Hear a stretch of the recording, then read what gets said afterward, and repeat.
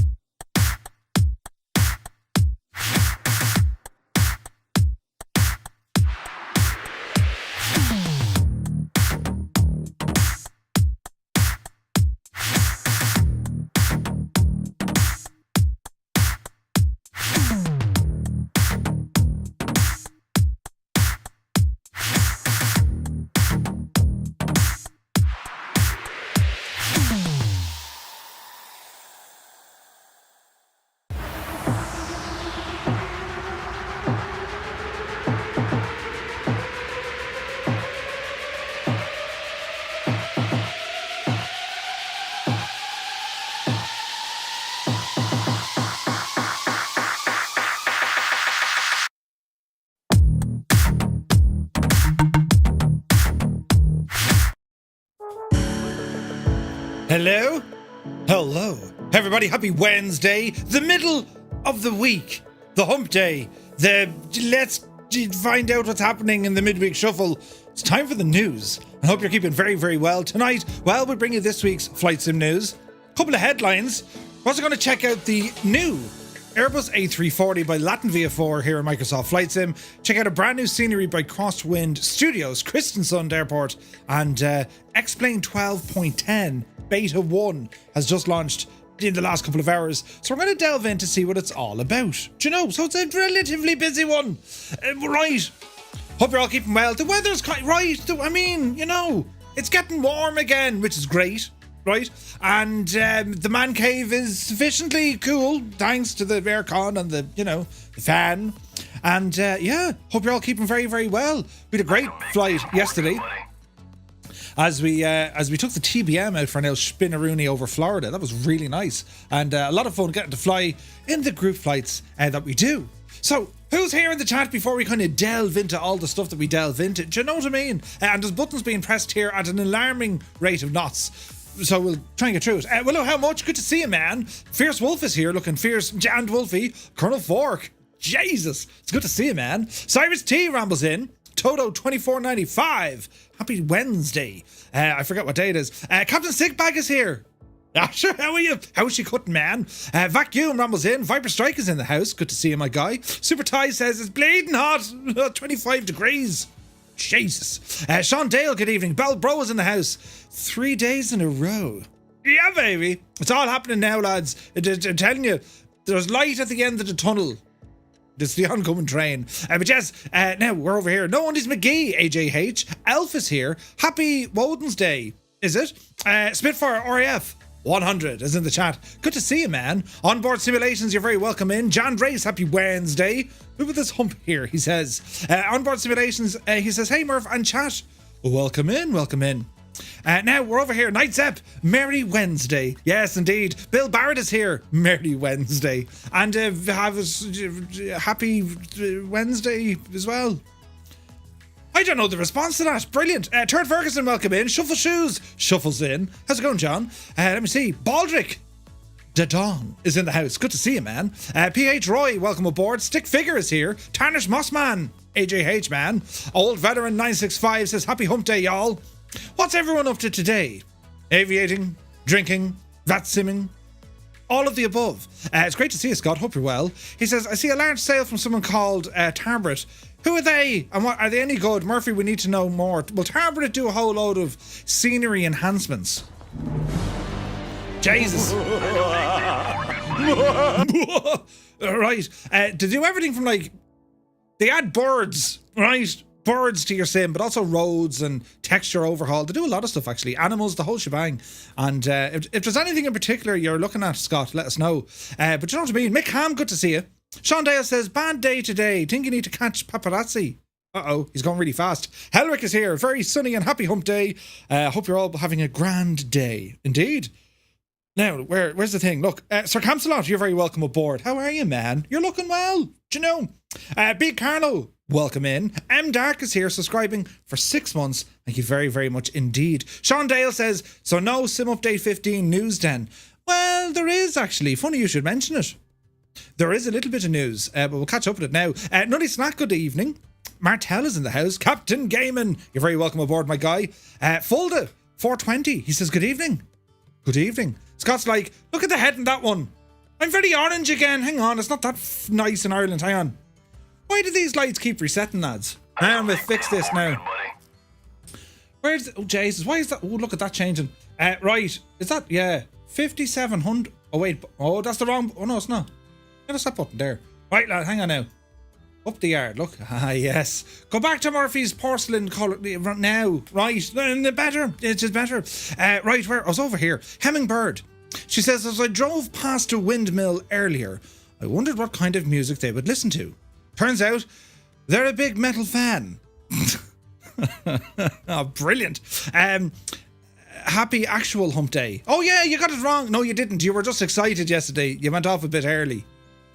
Right, you're very welcome in. Zythi, it's not Thursday, not yet. Cy120 is here, good to see you.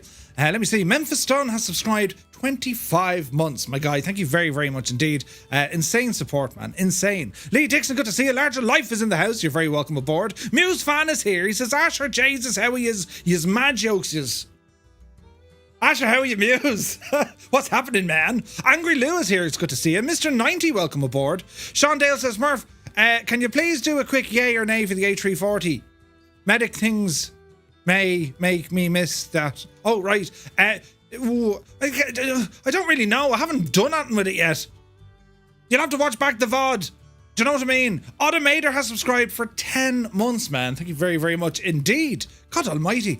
Right, world news, says Fornax. Love it, right? The lovely Kaharia has rambled in. Hello, Kaharia. Tritz4, very good evening to you. Daz Higgy's in the chat. Welcome in. Max Lightwake, bonjour. Indeed. Kaharia has subscribed for 38 months with a tier 2. Where did the time go? Right, 38 months, like. Thank you very, very much indeed, Kaharia. Now, let me see. We're over here, look. Jesus. Goblin Zeus, good evening. Musefan says, Murph is excited and he went off a bit early. Did you just say that out loud? No, I said Hemmingbird went off. Ah, Jesus. Ah, Jesus. I said Hemmingbird. Listen with your ears, Muse. Right? Not with your... sense of humour. Right? Grand. Now, right. Where was it before? Hello there. Yes, great distraction. Saidi says, only blanks were loaded. Ah, Christ. No, lads. Well, I wasn't saying that. You can bring his nowhere, right? Now, Chad Lawson says, crazy subs. Crazy subs. Absolutely nuts. Dougal McTavish, he says, hello. I'm kind of here, but I'm flying. Need more screens. Just listen. I can give you I can describe what's going on here. Have you seen the latest crack with ChatGPT 4.0 something? Ah, now, lads, 'tis absolutely ridiculous, right? So, hang on. Now, wait till you see this, right? Yes, I'm actually gone to me telephone during a stream. So here's ChatGPT, right? And I'm going to take a picture. And I'm going to see, can it explain this, right? So hang on. So I'm going to take a picture of myself over here. Oh, Jesus. Now, I've just taken a picture and I'm going to send this into ChatGPT and I'm going to say, explain this. Right, she's gone off there now to think about it. Explain this. There's a picture of me and my face with the... Oh, Jesus.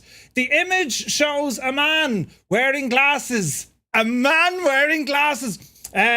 Jesus. And headphones sitting in front of a sophisticated setup That includes multiple screens and audio equipment. One of the screens displays a scene of an aeroplane on the tarmac in front of a building with Scandinavian Airlines. Sweet lamb is suffering, Jesus. The setup includes a microphone with a pop filter, a Go XLR audio interface suggesting that he's involved in activities such as streaming or podcasting. Pull the big switch, good buddy. Or feckin', what's the other thing? Related to aviation simulation or similar content. Lads, Skynet is here. The future's all shagged. Somebody please go back and find Sarah Connors. Where's it? That's it. That's the end of it now, lads. That's the end of it now. Mother to God. Right, what else is it? Do you know what else it can do? It can talk. Right, hang on. Wait and hear this. How's it going? I'm here live streaming and I want you to say hi to all the fireflies. Shh, shh.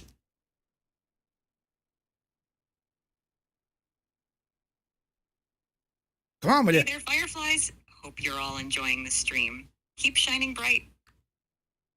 Get out of town, will you? Right, the future's here. I keep telling you this. And an agent like me has access to that. Right, think of the implications. Right, fake news.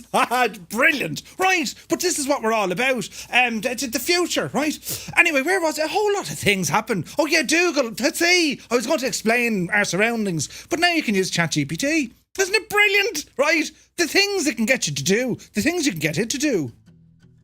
Right, I'm only saying. Anyway, moving on. Real sim pilot, you didn't hear nothing. Right, we're over here. It's Murphy's fault. He leaves so much ammo. Refund? No, there's no refunds. Shag off. Ooh, were those shorts I just spotted?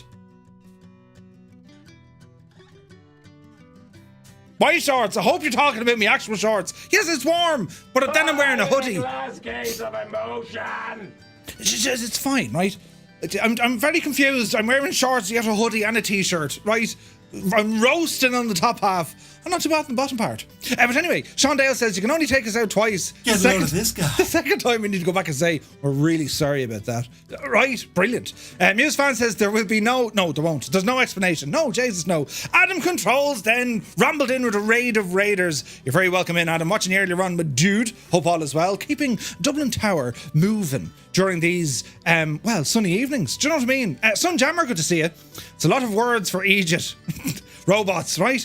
ChatGPT doesn't know the Egypt expression. I'll teach it. Big Brother is watching, right? T1000. It is. AI is better than Murphy. Wait, what? I blame the Irish for Skynet. They invented that. What's going on with all the subscriptions? We just calm it down, lads. Jesus. Can't get a word in. Is it Connor O'Connor's? We need to go back to the year 1987 and kidnap Connor O'Shaughnessy. No, wait. Shaughnessy Connors. Pa Connors. He's named after his father, also known as Pa Connors, who's named after his grandfather. Pa Connors. Right, what could possibly go wrong? Indeed. Tris4 says frightening in the extreme. Isn't it though, right? Zybok Doc calling from Denmark. Hello from Tipperary. I hope all is well. Stop it, Murph. I can only get so excited. Oh, Jesus. Cy Murray is here for 34 months. Cy, thank you very, very much indeed, my guy. People look at me silly in the snow wearing heated jacket and Speedos. Wait, what? Okay. Right now, where are we at? What? Dad, stop. Wait, what? Jersey Devil. Irish stopped working after inventing Guinness, and for a reason, well done, lads. Right? Our work here is done. Brilliant. Now, over here. Hello to our YouTube viewers. Mark, good to see you. Al Duchar, welcome in. He says, Marv, I was walking my dog by the local pond this morning, and the ducks and swans started pecking at it, trying to eat it. I couldn't believe it. Then I realised it. The dog is purebred. No. Right? No. But also brilliant, right? That's fantastic. Who else is here? Jesus, lads. I've a load of chat here. Monty, you're very welcome in. Mrs. TPHI, welcome aboard. TG Sims, good to see you. Donut Diego. Why is the stream stuttering? Have you changed your internet provider? I hope not. Is it still stuttering? Well. AI is here. I guess someone will make a TTS gadget with me in it, saying things like Egypt or Gickner. Could you imagine? That's brilliant. Could you imagine it, friends? Could you imagine it? Right, now where was that? Mark, you're very welcome aboard. Yes, indeed. Jesus. Billy, welcome aboard. Billy! Welcome in, Billy. And it's all happening now, isn't it? Stream is fine, good stuff. Now, hello, Polly. Hello, who? But anyway, yeah, it's all kind of happening now, lads, isn't it? Flat out. Where's the thing now? Oh, Jesus. Jesus, Sean. Oh, Jesus. It is funny. I need to text him back because it was absolutely funny. Right, anyway, as I said, we're here for flight simulation news, friends. Not about artificial intelligence, that at times will be more intelligent than I, but only because, well, we programmed it. And all should be well. So what we're going to do, we're going to blast into it, right? No holding back now. So I'm going to press a button for a very, very, very smooth transition that's going to look absolutely gorgeous. Not that one. This one. Oh, feck. Oh, it's over here. And this is the new transition. Are you ready now? Hold on to something. What? Oh, is it?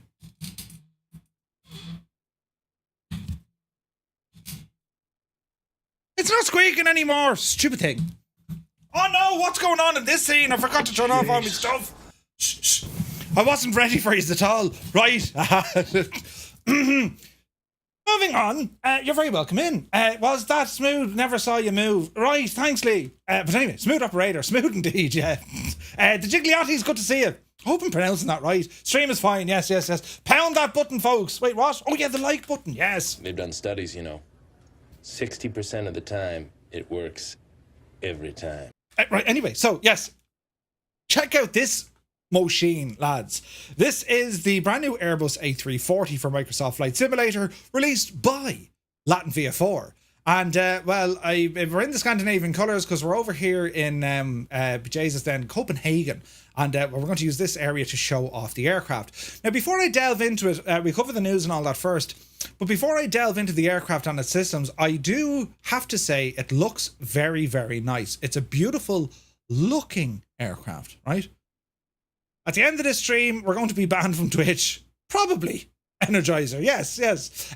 But I have to say, it looks very, very nice. So, from the outside, I mean, we're looking at it going, be the Jesus then, this, get out of the thing. Be Jesus then, this thing has potential. What's potential, right? So, log Gilotti. No, wait, lol Gilotti. Wait, what? Gilotti. It's Gilotti. Gilotti, thank you, Gilotti. The Gilotti. Right, I did right. But anyway, so here we are, and we're going to be checking this thing out in a little while. It looks very, very nice, though, and that's well, that's a good start, lads, isn't it? It's a good start. And we'll go back to our little camera position down here. And it was like something like that now, isn't it? Like it's an Airbus with 4 engines. Where would you get it? Where would you get it? Motion says, smooth now. Donut Diego is with me using his 3G. Apologise on his behalf. You're quite okay. You never need to apologise. Right, so we're going to pause the simulator. And we're going to start delving in to the news. And we've lots of news tonight, so we'll go at it now, lads, one at a time. Right? Oh, Jesus. One at a time. So, our first bit of news, and our news, a big shout out to the news people. One of them being, of course, msfsaddons.com. Big shout out to Vasco. And then we ramble on over to FS Elite, to Callum and all the lads. Sergio Costa looking after everything over on Heli Simmer. And that kind of rambles it all up, right? But anyway, tonight we start with this. TFDI designs MD-11 for Microsoft Flight Sim. Well, they say it's now feature complete and public availability is expected soon. It can't be soon enough. I'm dying to get my hands on this. Anyway, they've reached a significant milestone in the development of their highly anticipated MD-11 for Microsoft Flight Simulator, and the team have announced that the MD-11 is now officially feature complete. The update has been pushed to the QA team for final testing, marking a critical step towards the public release. In the latest dev update, TFDI Design expressed their excitement about achieving feature-rich complete status for the MD-11, and the update has been forwarded to their QA team. Once it passes that stage, it's going to be made available to the Collector's Edition license holders. The development team will now focus on identifying and fixing any bugs to ensure that the aircraft meets the quality standards. While no specific timeline for the duration of this stage has been provided due to its fluid nature, the developers do not expect it will take too long. Pre-sale purchasers will be able to download the MD-11 1 week before its public release, although they won't be able to fly it until the official release date. Why make things so complicated? Just give us the thing and stop going on, will you? But anyway, Following the release, TFDI Design will continue to enhance the MD-11 with the extended simulations package and additional tweaks based on user feedback. The project overview and recent timeline, the aircraft has been in development for several years, with significant progress made over the past few months. The aircraft initially released in a limited capacity to the Collector's Edition owners back in November. Since then, numerous updates and improvements have been implemented, transforming the MD-11 into a nearly unrecognisable state compared to its initial version. Now, the good thing that I'm looking forward to, I've spent a lot of time in the MD-11 by rotate over on X-Plane, so I've high expectations for this aircraft, so I will be checking it out. As soon as I can actually get my hands on it, I'll be doing the thing with the yoke, right? So good news, it's on the way, and let's see what happens. Now, before I go to the next page, there was a question earlier on regarding Sim Update 15. Microsoft put out some information stating, with Sim Update 15, what they've done, they have rolled back the GDK4, there's another 4, the game development code, right, that was causing all sorts of havoc with Xbox. Well, they've rolled it back, they've removed it, okay? Meaning that the stability for Xbox has been restored to what it was prior to this whole thing starting off. And with the additional updates that Sim Update 15 has brought to the platform in terms of performance and stability, well, unless they have any considerable problems, the current private beta or the current beta of Sim Update 15 will be the one they release. If this all goes well, I don't know how long they'll wait, maybe a week. I would expect to see Sim Update 15 launch somewhere between now and next week, I think. Anyway, so hold your horses and let's see what happens, right? Renoir, well, you're very welcome in. In PMDG in forum post today, what is soon means. Wait, what? The colours are too bright and the tail the engines. Which, on this one? I don't know. We'll have to see. But anyway, MD-11, great news. Now, lads, Azure Poly. We all love Azure Poly. Just on the tails of the Bronco and, of course, the C-160, the Fuga Magister, the Epsilon, and so on. Well, it looks like they're going to be releasing the Sepcat Jaguar. Jag. There's an airplane called a Jag, and we need to get our hands on it. Jesus. Right? Now, anyone from, British Heritage, RAF kind of lads, well, you know the Jag, right? This thing pretty much did all the heavy lifting for many years, and it was kind of, I've sat in one of these, they were kind of the strike part of the Tornado kind of solution, I think, weren't they? Tornado were more for kind of bombers. These are used for intercept, I think. But anyway, the Jag is an absolutely beautiful looking jet. But anyway, hot on the heels of the Bronco release, Azure Poly have begun teasing their next project for Microsoft FlightSim. After the Bronco and the Transall, well, they've both been very well received. Jag is a bomber. Okay, so the Tornado was a multi-role, Jag was a bomber. Gotcha. Thank you for the clarifications. Jag. It's just going to be known as the Jag. But anyway, they have said that they're now going to release or work on a new aircraft, and it is that of the Jaguar. The Jaguar, an Anglo-French jet attack aircraft bomber developed in the 1960s, designed for ground attack and reconnaissance missions, it became known for its versatility and rugged design, capable of operating from rough airstrips. Powered by 2 Rolls-Royce Turbomeca Adore engines, the Jag could reach speeds of up to Mach 1.6. Widely used by the RAF and the French Air Force, seeing action in various conflicts, including the Gulf. Its robust performance and reliability made this a significant asset in military aviation until its retirement in the early 2000s. So, as you can see from the rendered image, the Jag's landing gear, it is very distinctive and robust. It's similar to what you see on the side of the 146, funny enough. Same sort of regalia, right? But anyway, Azure Poly, now well established within the development community, so there's naturally positive anticipation of what their Jaguar might be. The Bronco was released just a few weeks ago, warmly received, praised for the high quality graphics, comprehensive simulation of its systems, and the extensive customization options. I think anyone who has the Bronco by Azure Poly, I think, my general consensus is it is one of the best modeled aircraft in the sim. It's incredible, right? Beautiful. Anyway, details are still forthcoming, waiting for Azure Poly to give us an idea on a timeline. But well, good news. That is an incredible aircraft, the Jag. It's a stunning machine. The render there, I think that's not what the aircraft is. That's what A340 have done, right? Just to be kind of putting things clear. But exciting news nonetheless to get a Jag in the sim. Now, SimWorks Studios, well, SWS are very close on releasing the G8 Airvan. This is a unique, kind of a weird project, somewhere between a Kodiak and something else. But they've been making significant strides developing this aircraft, the GA8 Airvan, with recent updates highlighting progress on both the exterior and the interior modelling. The development had stalled for a while. The Airvan was initially expected to be released in 2022, but the studio has recently reignited their efforts, and they are showcasing a near completion of coding and ongoing refinements to the flight model and the interior design. So we can see some of the updates, closer look at what to expect from the versatile aircraft, known for its utility in both passenger and cargo variants.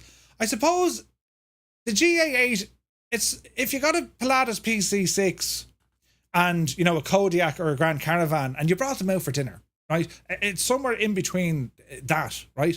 And you can see here from some of the render images, it's early days yet, but it's starting to come together. They've been fine-tuning the Airvan with a range of updates. At the moment, the exterior modelling is complete and the studio is finalising the first batch of liveries. Unique additions are being made for specific variants, such as the addition of a handbar on the cargo door for the skydive version. Right? Pretty cool. Yeah, look at this, man. It's you know what I mean? Where is this now? You might need most of Route 66 to get it off the ground. What, the Jag, really, yeah? Bad, right? Where now? They aren't close. Who aren't close, Captain Gaiman? A340 or SWS? Well, they kind of are. Did you see the thing that came out? SWS. Ah, come on, you can press the button though. Well, it's Control-E to start at the moment, but you know what I mean.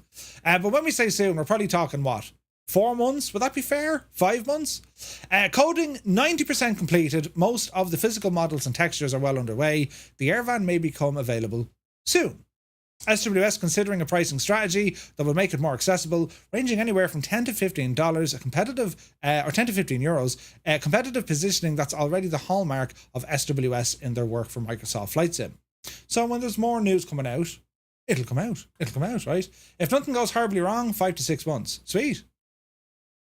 Well, we'll have to wait and see. Your guess is as good as mine. Now, LatinVFR, this machine we're checking out a little bit later on, and it is that of the Airbus A340.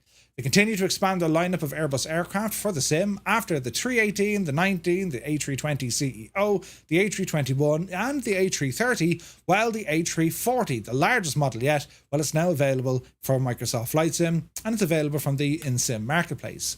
The A340, it's a long-range wide-body commercial airliner introduced back in 1993. It features a twin-aisle cabin layout, typically seating between 250 and 300 passengers.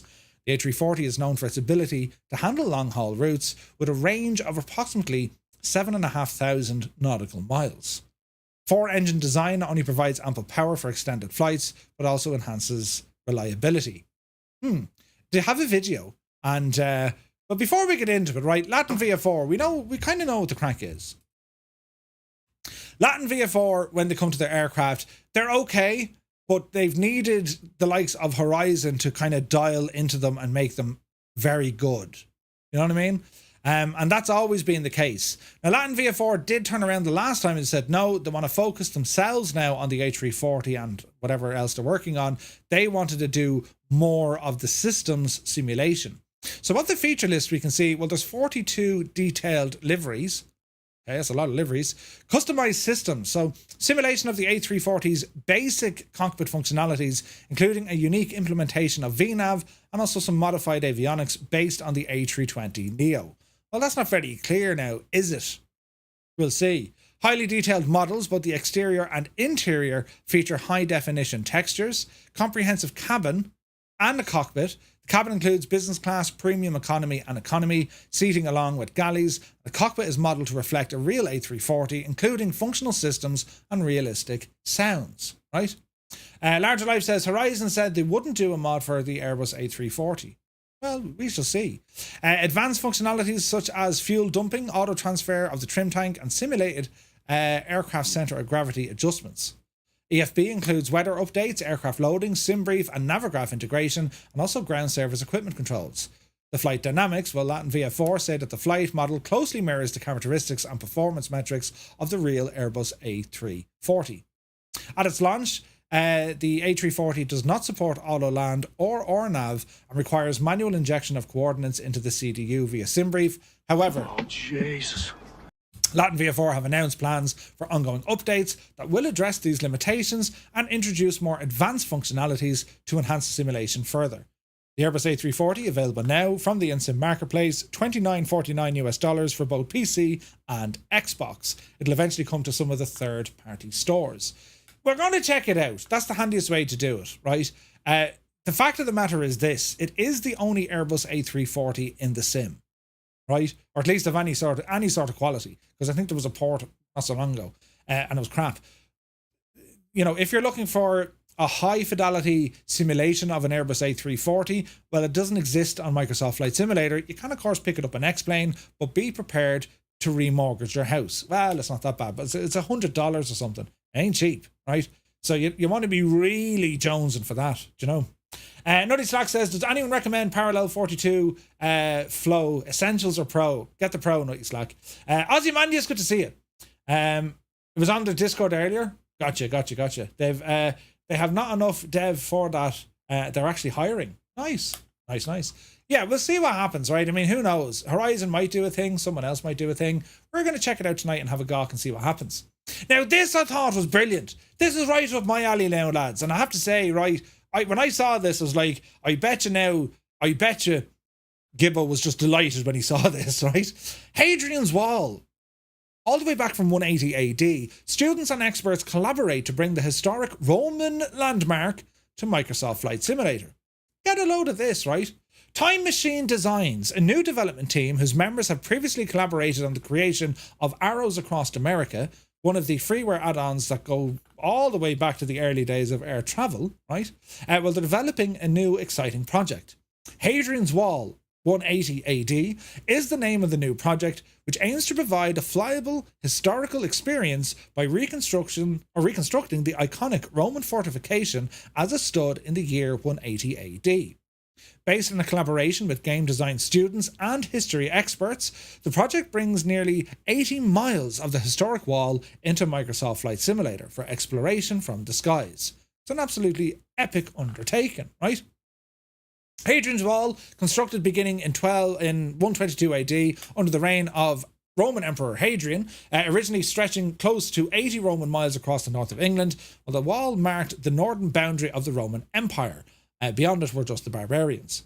We call them the Scots, right? But the wall was more than just a defensive barrier. It facilitated trade regulation and movement between the Roman territories and the lands beyond, right? Hadrian's Wall project by Time Machine Designs leverages extensive historical research and also modern technology to recreate this ancient marvel in an unprecedented scale, exclusively for Microsoft Flight Sim. This includes accurately placing mile castles, forts and watchtowers along the wall's original path. This ambitious project is a collaborative effort involving Time Machine and also Boom Satsuma, an educational provider in Bristol in the UK that specialises in creative technology courses. The collaboration aims to offer students real-world experience in game design and digital media, directly contributing to the development of the scenery add-on.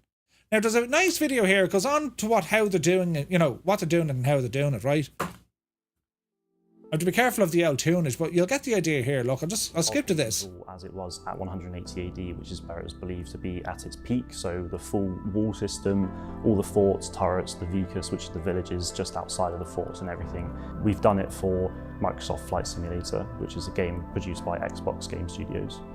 The commercial partners on the Hadrian project are Time Machine Designs and Tyne&Wear Museums. We've been working with Tyne&Wear to get as much accurate research data as we possibly can because we want to be as accurate as possible in the simulator. And then Time Machine Designs is the company that we've essentially been commissioned the project by for this. My role in the Venture Studio and for the Hadrian's project in particular has been modelling for the majority of the project because there has been a lot of models to make. This project is for anyone on Microsoft Flight Simulator. They'll be able to download the mod, or more specifically anyone with an interest in Roman history. They'll be able to fly over, and because obviously Hadrian's Wall is nowhere near complete nowadays, so they can fly over and see what it would have looked like with this new technology in Flight Simulator, these high resolution. It's pretty cool looking, right? So you can see them building it away there, and well, it's kind of cool because they're not just throwing in an L wall. They're doing proper research into this of what it looked like based on reference photographs that they have now. Also some satellite and thermal imaging, plus a whole load of information from the historical societies. It's kind of cool, lads. I kind of like this, right? Again, in the real world, Hadrian's Wall, well, a lot of the kind of foundation is still there. I mean, this thing stood super high. Chances are it was probably white as well. It was like this big, bright white wall. In actual fact, only recently, didn't two fellas end up getting charged because they cut down a big tree? Did you see that? The firewood must be on the short up that neck of the woods. But I thought this was pretty cool, right? So it's going to offer an educational and engaging experience for anyone interested in Roman history or even the ancient landscapes of England. So 73 miles of the wall, 140 miles of earthworks, 152 turrets, 78 mile castles or small forts, 18 complete legionary forts with villages, 4 bridges, the complete Roman town of Corbridge, each structure accurately placed according to the available data, and retextured landscapes to remove the modern towns. It's pretty cool, this, right? So they're targeting for a release of Hadrian's Wall this coming September. So I thought it was interesting. The Sycamore and the Sycamore Gap, yeah, I think that's the one. They're in court today. Mad, right? Like, what in the name of Jesus? But I thought this was actually it's pretty cool, right? And yeah, you can go flying, but it's a wall, lads. But Hadrian did far more than a wall, by the way. The poor old devil, he got a name, Hadrian, Emperor Hadrian. What did he do? Well, he built a wall. He did far more than that. But I won't now jump straight into the Romans and talk all about Hadrian, right? We'll cover him some other day. But this is a cool project. I like this. Now, XWind Studios, well, they're back. And they've just released Norway's Kristiansund Airport for Microsoft Flight Simulator. They're out with a new airport for the sim in the north of Europe. And this is hot on the tails after they released detailed airports in the US and New Zealand. And we can see Kristiansund Airport in Norway. And it's an important hub for the area, accommodating both local and international travellers eager to explore the stunning landscapes. So we have a little video here from Any Bills. Let's have a look. Can't use their music because that's just how the world is today, lads. But I'll put in my own bit of music now. What would work here? Oh, Jesus, will that work? No, that won't work. Will it work? No, that won't work at all. I'll try this one. Ooh, and this one. Oh. No, this will work. Yes, right.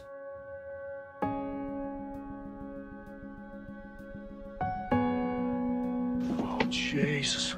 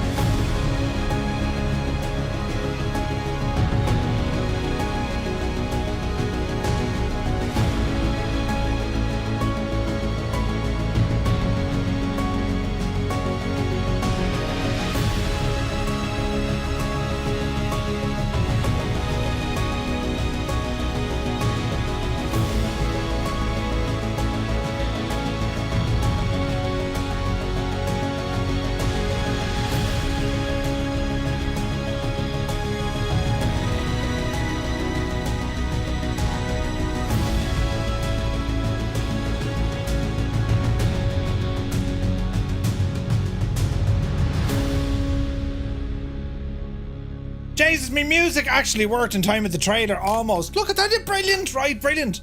So these guys did Dunedin, down in New Zealand was very, very good, right? We're going to be checking this one out. Pause that. We're going to be checking this one out tonight on the stream anyway. And for those of you wondering, is there a Skoda? We'll find out now shortly. So the product description ensures every aspect of the airport, from the custom ground textures all the way to the dynamic night lighting, is crafted to reflect the true spirit of the location. The add-on also includes a GSX profile. It's available now through IndyBuilds, priced in and around €15, and you can also pick it up over on Sim Market as well. It's a beautiful location in the sim. So we're going to check it out here now in a couple of minutes as well. Moving on. UK 2000, well, they've expanded their US portfolio with North Palm Beach County General Aviation Airport for the sim.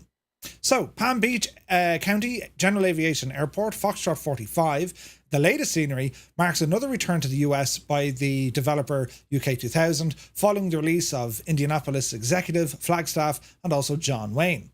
North Palm Beach County General Aviation Airport, located in Palm Beach County in Florida, well, dedicated to private and business aviation in the northern region of Palm Beach. Originally constructed in the mid-1980s, the airport had experienced several expansions to accommodate growing traffic and larger aircraft. Scruffy Tom is here. How are you, Scruffy Tom? Today it features a single asphalt runway along with 2 additional runways, one hard surface and one grass, which is primarily used for gliders. Runway 9 right, equipped with an ILS for instrument approaches, and runway 14 and 32, well, they both extend 4,300 feet and support a diverse array of aviation activities. UK 2000 have now released a highly detailed model of the airport, offering significant upgrade over the default scenery. They use high definition images, PBR materials, and the scenery should provide a realistic representation of the airport as of 2024, right? Imagine Dragons. Good to see you, man. How are things? So the features full detailed buildings, realistic ground markings, high-res ground images, stunning night effects, high detail airport vehicles, excellent frame rates, full set of signs, fencing, vegetation, and PBR materials. It's available right now. You can pick it up through Sim Market, and it's priced in and around $10. That's not bad. We only flew in Florida last night. The region is just gorgeous to go flying in. So here's a nice scenery to keep us busy.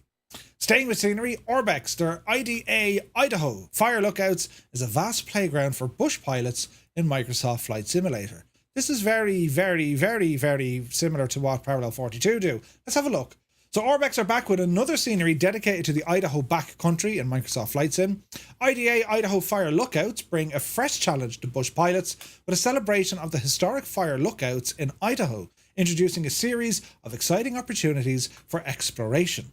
Historically, Idaho was dotted with over 1,500 fire lookout towers, which were crucial for the early detection of wildfires across its expansive and rugged terrains.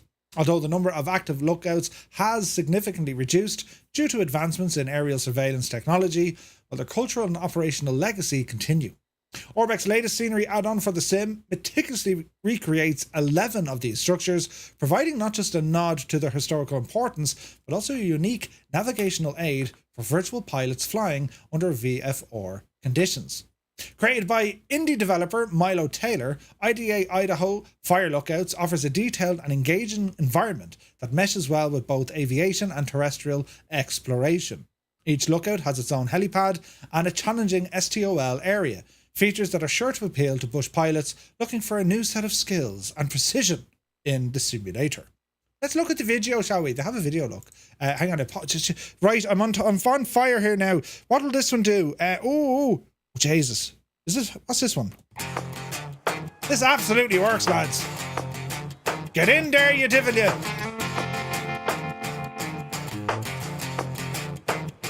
Jesus.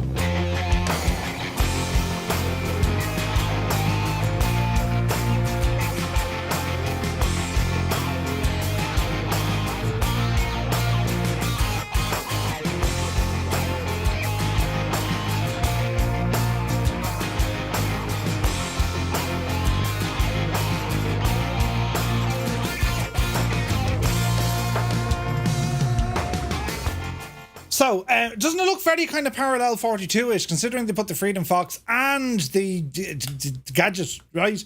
I thought that was interesting. But anyway, the scenery integrates smoothly with existing Orbex products, creating a vast interconnected playground that spans much of the Idaho backcountry.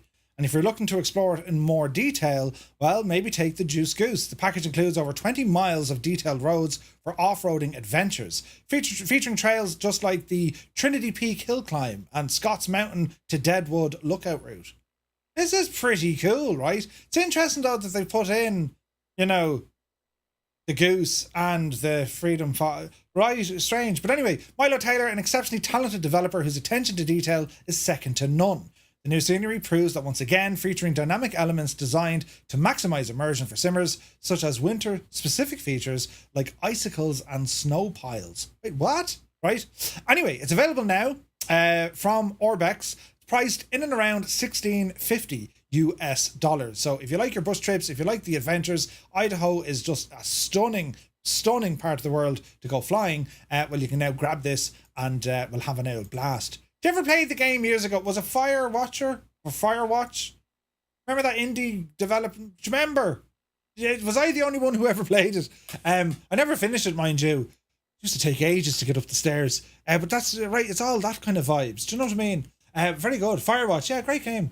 But anyway, where's this now? I'm going to click my mouse twice. Moving on. Clifford Designs releasing Manila Bay in the Philippines. So we've seen this stuff before from Clifford Design. And I was like, who's the CLI 4D? It's Clifford Design, right? So, a couple of pictures. I'm going to show you a video here as well. Included in the product is a newly detailed coastline, various historical sites, including, there's a Corrigider Island and Fort Drum, along with plenty of helipads. All the roads are drivable and you'll be able to get close and personal with plenty of rock formations. Ooh, it's available now. It's over on Sim Market for $12.99. Check out this. I mean, this thing is absolutely nuts, right? So I'll press some buttons here. We've 3 minutes here, so watch this now, right? Jesus, this is brilliant. Yeah, that works as well.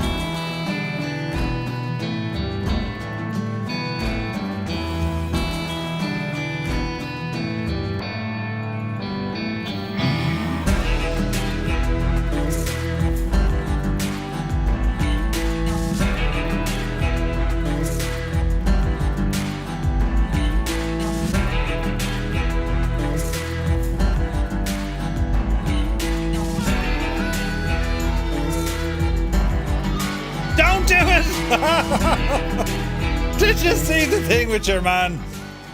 Isn't this absolutely savage looking, lads? Like, it's scenery creation on the extreme. That's what you're getting with this thing, right? There's like so much detailing in this, and I don't know what filter they use in the video. I think it kind of takes away from it, but like they do get a little bit more up close and personal. But the playground of the scenery in which it creates, it's friggin' huge. It's massive, right? Tons of helipads, all the, the rock formations on the cliffs.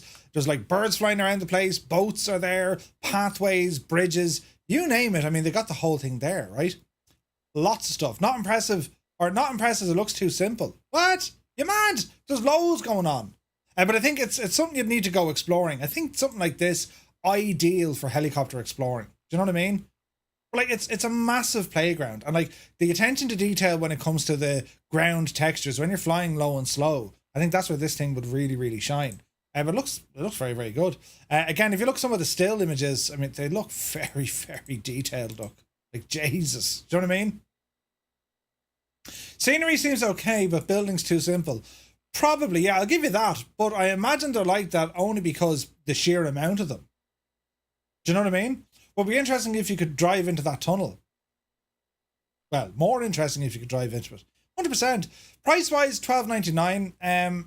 Drivable roads covers a large area for you to explore. Small islands dotted along the coastline. Historical sites. Custom models with PBR. Helipads, coastline. It's all there. There's a lot going on here. We've explored some of Clifford Design's releases before. And like flying in them in the sim, they're very, very good. This looks really, really cool. I have to say, that's definitely somewhere I want to go kind of exploring. Do you know what I mean?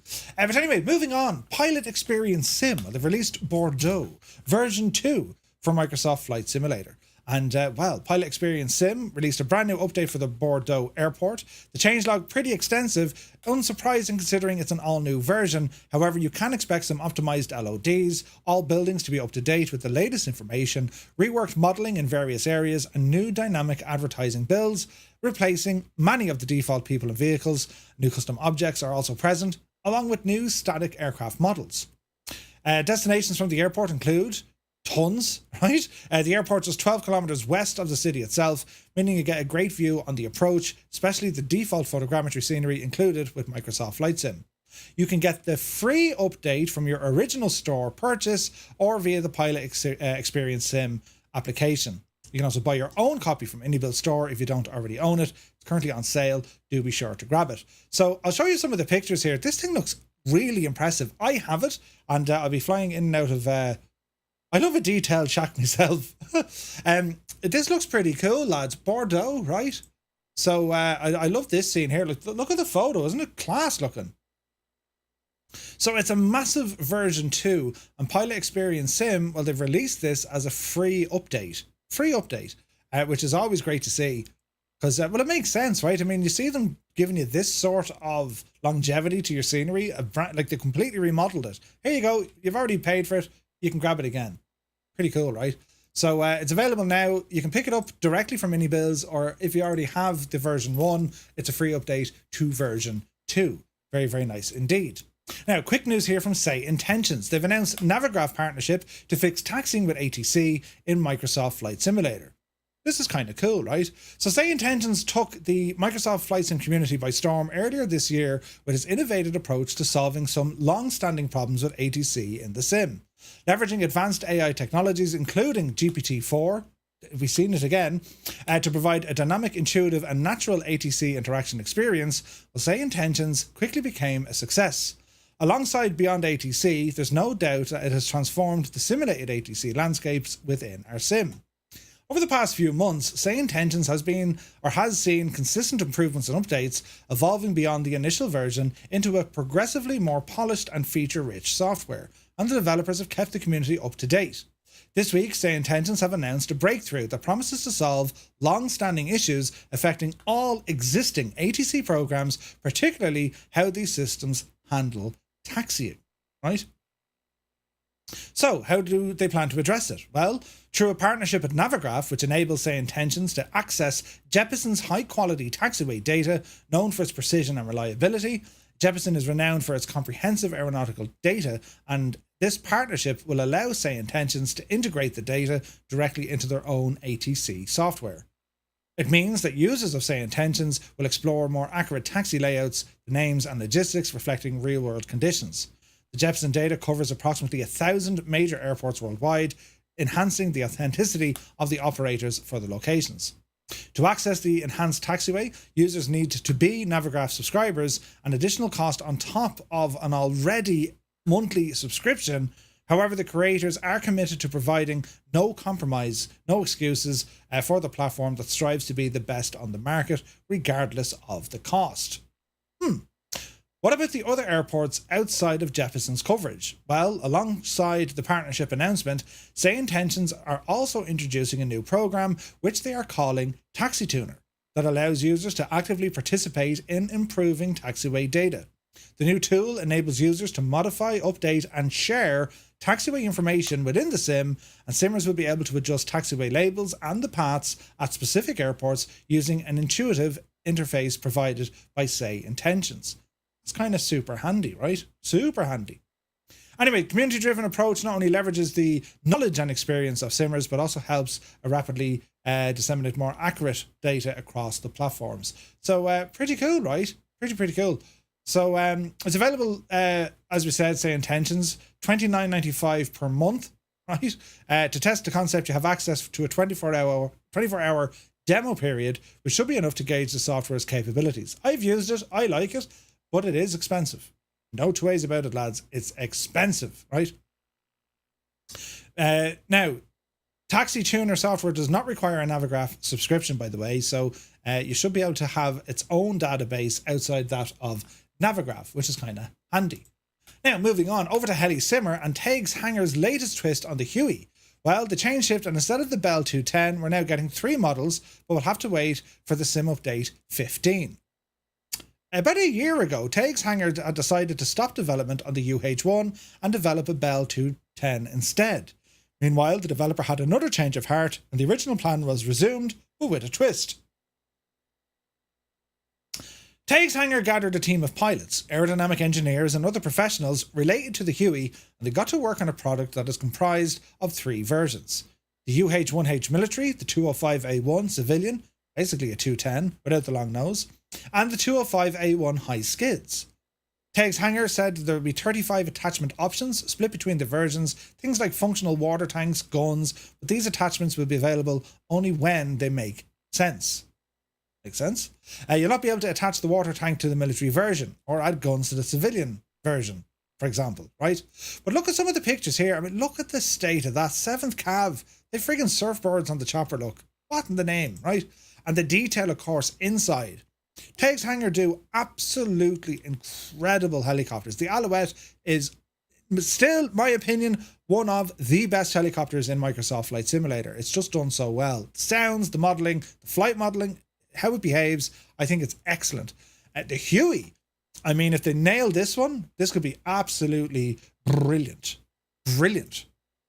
And we know there's other choppers on the way. We know that, what are they called? Blackbird Simulations, Milviz, they're also working on one of these as well, right? So this is going to be interesting. So Sim Update 15, definitely holding this one back. So it'll be interesting to see, once we get the new update to the Sim, how this is going to happen. So Huey shall be released soon after Sim Update 15 comes out. A little bit more testing needs to be done.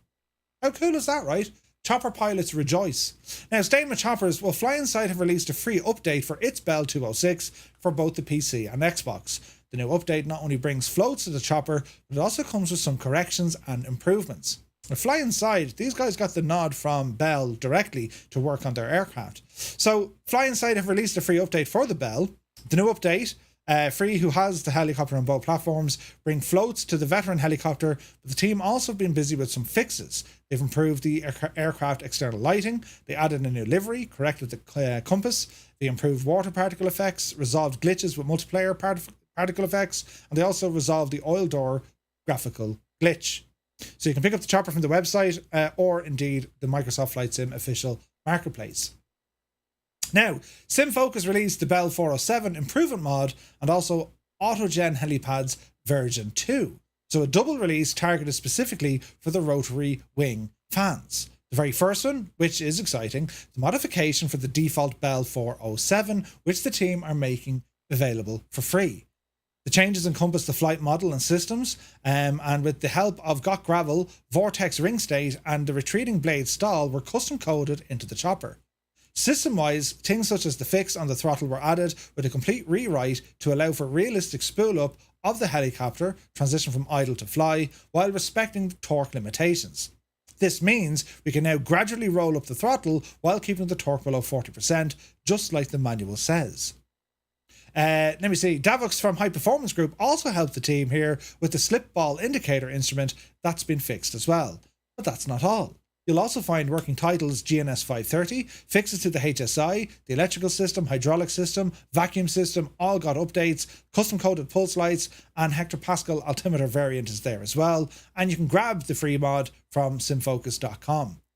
Now, sticking with this, AutoGen Helipads version 2, which basically gives you any sort of helipad to any scenery. You just click a button no matter where you are in the world and it'll pump them in. But the new version brings worldwide rooftop helipads, hospital helipad differentiation with hospital ground markings, and the ability to exclude helipads.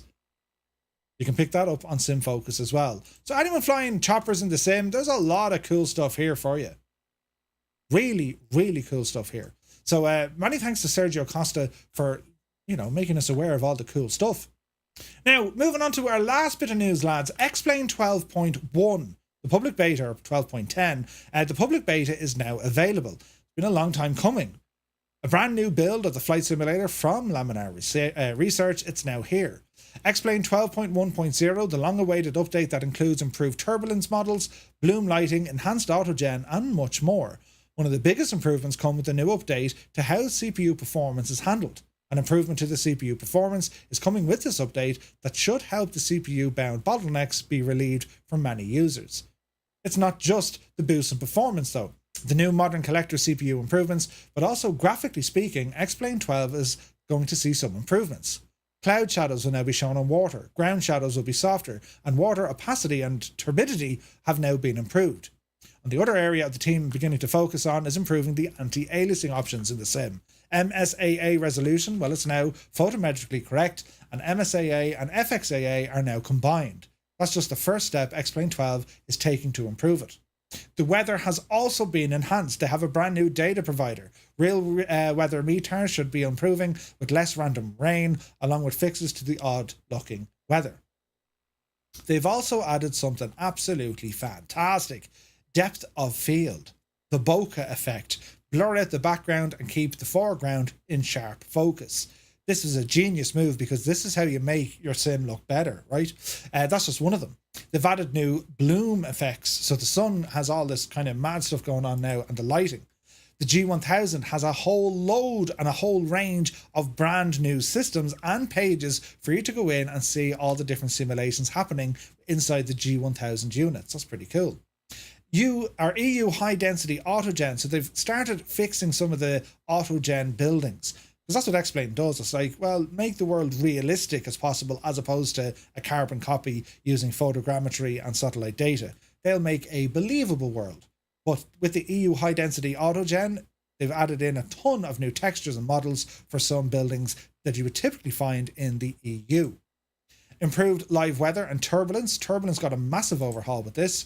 Anti-aliasing improvements have also been done, and you'll get to see that a little bit in a while. There's also some new particle effects, things like scrapes, water lines, heat blur, all that sort of jazz. There's a lot of stuff going on here with this update. Water turbidity, basically the water looks more realistic. Do you know what I mean? Wheelchair Gamer says, Murph, no SimBrief for the A340, what can we use? Just do a Google search for SimBrief A340. You'll find the profile there because they use it for the TOLUS. You know what I mean? Anyway, in addition to all the improvements, we also now have ADS-B simulation, storm scope, traffic map, airport METAR flags, NDB and VOR pages, test satellite constellations, boot up overlays, all the jazz. So you can actually pick up the beta right now if you want. I saw Conti flying it last night. He had some issues. We're going to check it out tonight just to show you what some of the fixes mean. But this page here from FS Elite, just to be like, I need to show you how big this update is. This is from Laminar Research. These are the release notes. Just have a look, right? Weather, graphics, system avionics, right? That's all the systems. The plane maker, ATC, and general. Like, look at the amount of fixes. Like, this is an update. We're still going through it. These are all the things they've just added to 12.1.0. Holy sweet mother, like, this is unbelievable in terms of fixes and updates to a sim. Like, oh Jesus, right? This is massive, right? Absolutely massive. So That's the story there. Moving on, X-Trident, brand new helicopter is now released in X-Plane, and it features that of the AW109, the SP variant. It's a very smart chopper.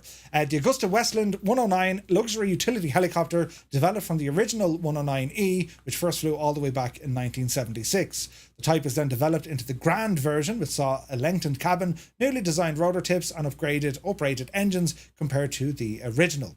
The SP variant, or single pilot, the new type saw the addition of terrain awareness warning system, enhanced flight vision systems and new avionics, and also a carbon fibre front end to reduce the weight. The aircraft is capable of carrying loads out, depending on its own setup, in and around 6 passengers to a distance of over 500 miles, speeds of about 180 miles per hour. This is a great bit of kit, this one, right? X-Trident, famous for the rendition of military helicopters such as the Chinook, have recreated the 109 to great detail, which includes fully animated and modelled interior, the exterior with articulated rotor head, animated doors, lights, separate controls within the cockpit, and the development also takes an in-depth look at the systems equipped for the single pilot version with full digital glass cockpit, mission displays, digital maps and cameras, synthetic vision, full autopilot, FADEC engine management system, and more to ensure you have everything you require when flying missions as a single pilot. Look at the detailing on this thing. This is off the freaking chart, right? Very, very well done. And then the avionics, just like ILSs, everything. Feature list. Look at the state of the feature list. Huge. There's a bit of a video here. I thought there was a video here. Almost certain there was a video here. I saw a video on YouTube. Hang on, we'll do it, right? Where's it now? AW109 X-Plane 12. Here's a video here. Just have a look at this now for a second, right? I don't think there's music here. If there is, we're in trouble. Check this out, lads.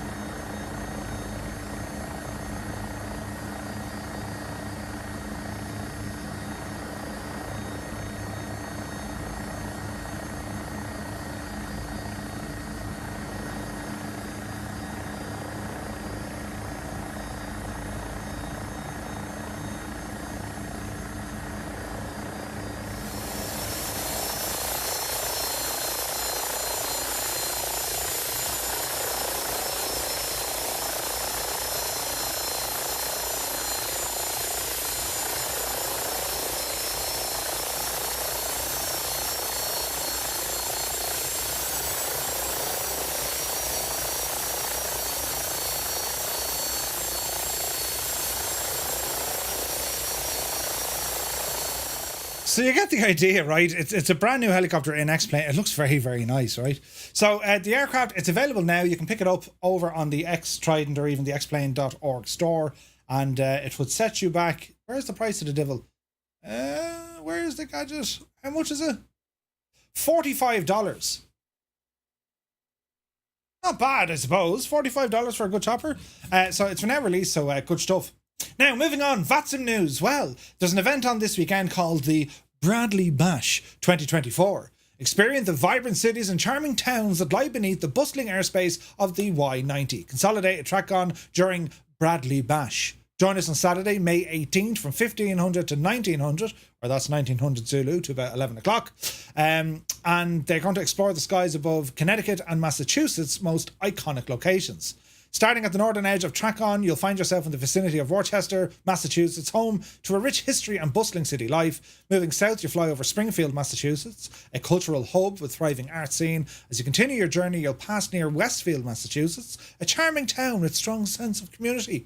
Further south, the airspace covers Hartford, Connecticut, city known for its riverfront and historic architecture. And finally, your route will take you over Windsor Locks, Connecticut, home to the Bradley International Airport and the heart of the event. The area is a key aviation hub and will be the focal point of the controller staffing, ensuring a smooth and enjoyable experience for all pilots. Whether you're flying for your own virtual flying club, participating in a VA schedule of flights, or just enjoying a leisurely flight in your Cessna, Bradley Bash promises to be an event to remember. Do be sure to check out this one, right? Worcester, you mean? Worcester? Worcester. Worcester. Nobody said? Worcester. Worcester. Shh. It's grand. not like me. I'd never gotten a word wrong before. Patrick is here. Good to see you. Tollboot Willie. It's pretty cool, isn't it? So it's happening on the 18th of May from 1900 Zulu. And again, like, you know, if you're in Boston Virtual looking after it, if you're interested in flying VATSIM, especially now in the US, for those, no, we say it's Worcester, says Hammer Nail. Is it Worcester? Oh, wait, for Boston, I suppose. Did they do the whole thing? Coffee. Boston, right? But anyway, if you're interested in flying in the US, well, this would be a great event to listen in observer mode, just to get the lingo. Do you know what I mean? But great news there, indeed. Coffee, indeed. So, next, we have a quick look at the FireFly Air stats console. How's everyone getting on with the pointage of the XP? So we'll go in here and have a quick look at the leagues, and we can see, well, Vipers Premiership, Sean Dale, and Sean, he's absolutely booting it at 101,000.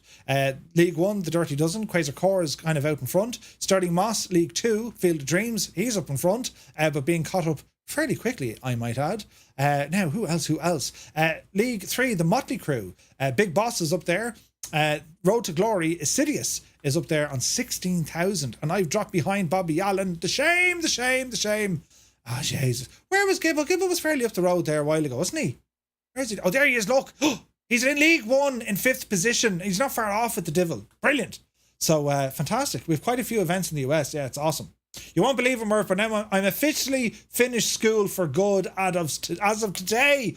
Patrick, congratulations, you poor old devil. You'll spend the rest of your life wishing you were back in school. Brilliant. Well done. Next Wednesday is graduation. Oh, that's awesome. That's awesome. Holy Song says, Murph, is it worth buying the Flow Pro app? I would say yes. I use it all the time. I don't use the sim without Flow. But anyway, in my last bit of news here, Jesus, where are we going? That's DC Designs. I want to go back to Airplane Heaven. Airplane Heaven. Bit of news here, lads. The Hurricane has been updated to version 1.3. So if you have it, do be sure to grab it. They also updated the P47 and the P51. Now, I don't know did they manage to fix the multiplayer bug with the P51, but they have done a lot of work on the P51 update. And also the P47 got a decent update as well. So if you have these aircraft, do go to where you bought them. And there's plenty of updates now available for you for Airplane Heaven's Hurricane, P51 and the P47. They did not fix the flaps position of the Mustang. Jesus. Were you talking to them, Colonel Fork? Your man does. They don't bother acting with multiplayer. It's infuriating. Lads, just fix the thing, will you? Or tell us how to fix it. We'll do it for you. Do you know? But yes, all updated, bar the big problem with the flaps. But anyway, moving on. Here we are now back in Microsoft Flight Sim, and it's time to check out this thing, LatinVFR's A340, right? So, what do we know about it? Is it study level? Is it very real? What is it? Well, looking at it, visually, I think they've done a great job, right? That's just straight off the bat, they've done a great job here. There's beautiful texture work. You know, the reflections are done quite nice on the outside, highly detailed. Look at the reflections there in the engines. It's done very, very nicely, I think, right? And like, I don't know, is this the longest commercial airline in there, is it? I think it is. It's one of the longest airliners out there. But there's beautiful details on it, right? They've done a nice job. Visually, it's really nice, although that's a graphical right there. We won't hold it against them. For the price of this aircraft, you know, it's, what are we talking, 30 odd? 29?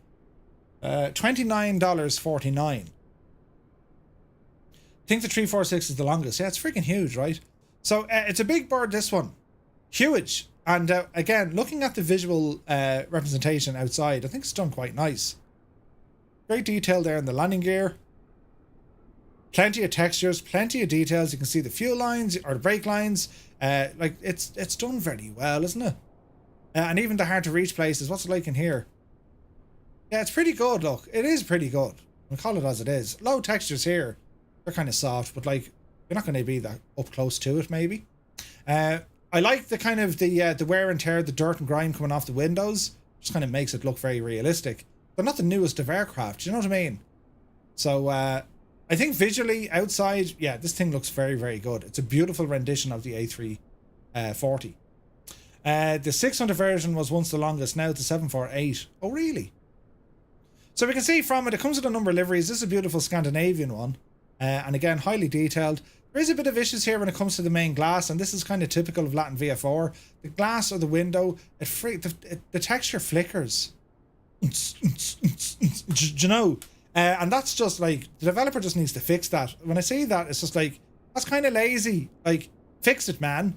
Because, you know, if we can find it, that means they didn't check it. Do you know what I'm saying? But it depends on your viewpoint from it. But apart from that, you know, outside it looks very good. Custom camera views when we go to it. That, Jesus Smurf. Custom camera views, so we can move around and pre-select some of the custom camera views. Again, they're done nicely. And this is usually a good show of quality from a developer when they delve into these setting the cameras. They're often overlooked. And it's a great, you know, it's a great way to show off your aircraft when you show this sort of stuff. Do you know what I mean? It's often been said, if you know how to show off your aircraft, pictures or videos, well, you know, if you have bad lighting with rain and, you know, not very good graphics, versus someone that's like absolutely thrown the kitchen sink at it to make it look better than what it is, that's the difference of a sale or not. Do you know what I mean? But I think here it's done quite well on the outside in its default view without doing anything mad with graphics. The aircraft just looks nice, right? It looks nice. So with all that said and done, let's jump in and have a look at the flight deck. So, welcome to the flight deck. Here we are. So yes, it is very Airbus looking. Textures here again, it looks pretty okay. What we saw on the outside, well, it's done pretty much the same with the inside. Even slightly higher because, well, the textures here and the colouring, well, they're done quite nice indeed. The windows, I don't know, there was someone trying to get out. I've never seen as many fingerprints on a glass shield like that before. It's absolutely disastrous. LatinVFR need to change that. Like, what were they doing? Were they trying to be freaking mimes or something? Do you know what I mean? Right. Don't put all the fingerprints on the window. Give it a clean. But anyway, it is what it is. And depending on the lighting, it'll either really be in your face or it'll be only kind of in your face. But like, I know what they're trying to do in terms of the realism and all that. But like lads, sweet suffering. Like, look at the cut of that. Was this thing used in the filming of, like, you know, The Last of Us or 28 Days Later? Do you know what I mean? Nuts. Were they trying to get out or were they trying to get in? Right? Or it could be just Scandinavian. Right? Anyway, so yeah, you can see kind of the textures here. They're done quite nice. Lots of click spots. Sounds aren't great. That doesn't make a sound at all. Right? But anyway, look, it's there and we can have a look at, well, what do we get to see here? Ah, yes, we get to see some checklists. All right. Go ahead and close that. Textures on the bottom here. This kind of hurt my eyes a little bit. I was thinking, well, what's going on down here? Well, the carpet isn't really carpet. And there's a bit of purple in there. Why that's there, couldn't tell you. I'm sure they'll fix it. Anyway, moving on. Left-hand side. Can we do that with the window? No, we can't do that with the window. Okay, what about the armrest? Can we do that with the armrests? Yeah, we can open one armrest. Fair enough. These gadgets here, does anyone know what these do? You can't do anything with them, mind you. But do you ever see them in an Airbus? Do you know what they do? You mean, sure, they'll fix it. Yeah. You can't open any of the stuff over here, unfortunately, which is a bit of a problem. Basically with these things, yeah, these are your seating presets, funny enough. So depending on the height and, you know, the girth, Oh, Jesus. this is where they'll indicate to you different seating positions. It's an Airbus thing. Anyway, right, let's have a look around the cockpit and we'll go into the cabin and then we'll come back into the cockpit. Again, not too many clickable spots back here. The mouse is going nuts because I've GSX turned on. But if we ramble out into the back, we can see there's more details here. There's a bit of a mirror there. Top strike power supply, fair enough. High vis vest, very important. Yes. And if we move back in towards the cabin, well, here's a problem straight away. There is a hole. There's a hole in the jacks. And you can see straight outside of the airplane. It's positively terrifying, right? Positively terrifying. But we won't let that, you know, we won't hold it against them, right? The mouse is freaking out now and I can't move and the thing is shagged. Well then, Bijani, why can't we get out the door? Just let me out the door. I want to get out. Let me out. Let me out. Right, we'll go through this way. Again, there's one or two kind of weird areas that you can kind of, which you shouldn't be able to, but there's one or two weird areas where there's a complete and utter gap in the wall. Like if you look at the door there, like there's gaps. So when they talk about, you know, highly detailed and highly this and highly that, well, will you ever sit down? I mean, you can't read that. Highly detailed, you can't read it. So don't tell me it's highly detailed. You know what I mean? Anyway, moving into the cabin and my camera is freaking out. So we'll press this button here. Beautiful shot of the wings. That's done really, really well, right? And if we kind of rotate and move back in towards the cabin, again, okay, you got some information on the seat backs. That's nice. You can see this part of the cabin where we're kind of in the premium neck of the woods here. So the entire cabin is modelled. It's done quite well, right? It is done quite well, but there's kind of weirdness going on in places, depending on where you're looking. So back here is fine. I did see some of these lights disappear into the frame of the aircraft. A bit strange, right? But yeah, some of the modelling is a little bit on the Jesus, really. So there's definitely updates needed for this. But again, it's only if you're really like there. Look, like that's just odd. I mean, that's just, I don't know how did that happen, and I don't know what sort of quality control they have, because I mean, did they not cop that? Now it doesn't exactly make the aircraft unflyable, right? I mean, if we're going to get kind of upset about that, well, sure, what are we even doing? Do you know what I mean? But anyway, back into the cockpit we go, and to the overhead. And again, look, there's 4 engines on this thing. So in terms of what we can kind of press and push and all this sort of stuff, can't do anything with the APU. So let's see if we can do something with the battery. So we'll go battery 1. That's a decent sound. Battery 2. And we'll go for the external power on the A bus and the B bus. And that'll start giving us a bit of power. The IRSs, or the ADIRs, go ahead and turn these on. I've no tests here for the fire systems. That's a bit of a pity. What else can we do here? Flight controls, can't do that there. Can't do anything up here with our GPWS. Can't do anything here with oxygen. Can't make...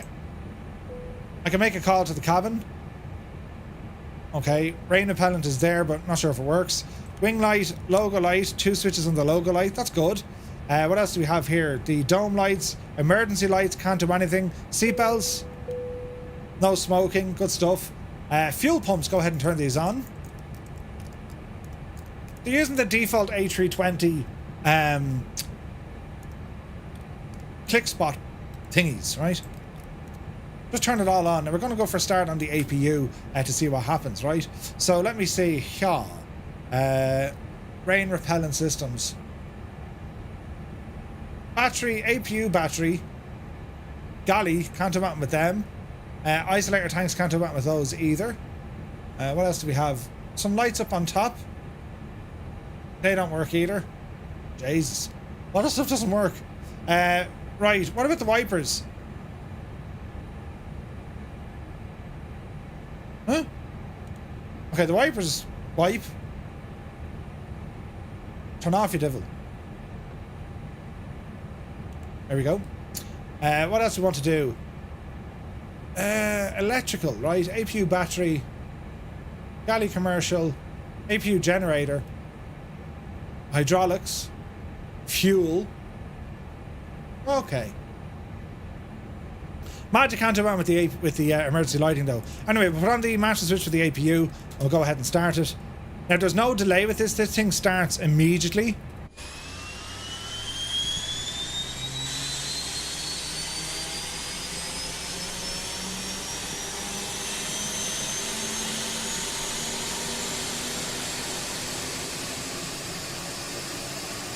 Okay, so the APU works.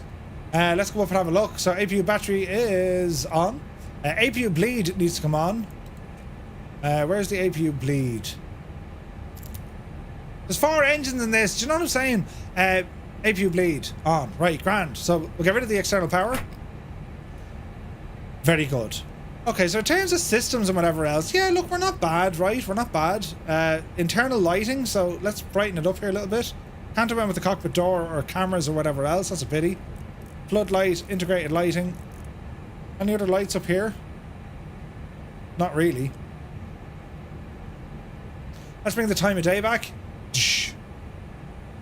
Okay, nice nice lighting up here. A little bit dark in here. Let's see what we can do. But yeah, it's not bad, lads, right? I mean, the lighting isn't bad. But it's still very, you know what I mean, defaulty. Do you know what I mean? But it's not bad. Lighting in the cabin. I'm sure there's cabin lights we can turn on as well. Right, go back to kind of this time. Right, what else do we want to do here now? So, our EFB, this is kind of cool, right? So, Straight out of the gap, you have access to your charts. You can link to Navigraph, and then your flight plan. You can link it to SimBrief. That's handy. Go into your settings here. You can put in your EFB units, panel states, your SimBrief settings, and then your Navigraph. That's where you connect it all in. This will have a look at your charts. You can go ahead and type in your charts. Clear that. Backspace. Echo India Delta Whiskey, for example. Go ahead and enter, and we can see all the stuff coming up here now. Doesn't seem to have night mode though, but it is what it is. Flight plan information can go in there. All your checklists, so they're relatively okay. See the way you do this tick box and just say, yeah, what's your baro ref? So when you click it, fuel quantity, you can set it to pounds or kilograms. So yeah, that's okay. You also have a performance calculator. This is kind of handy, right? Now, I don't know how accurate it is, but it's nice to see that they've put in a performance calculator into the machine. It's pretty cool, right? Then we can have a look and say, right, these are our services. So if we want to get some, you know, stairs, AC, GPU. See the way I'm clicking on all of this? Can we get some catering in left and right? Cargo. What else can we do? So if we look outside, it appears a lot of cool stuff on the ground. Nicely done, right? Nicely done. Okay, so we can turn these guys off now. Remove the GPU, catering, cargo, and the stairs. Air conditioning unit and the cones. Then we can go to the pushback. It also has its own pushback. So I imagine it's going to... It should... Well, it says disconnect plug. Park and brake on or off. It doesn't connect the tug for you, and then you just have your basic options here again.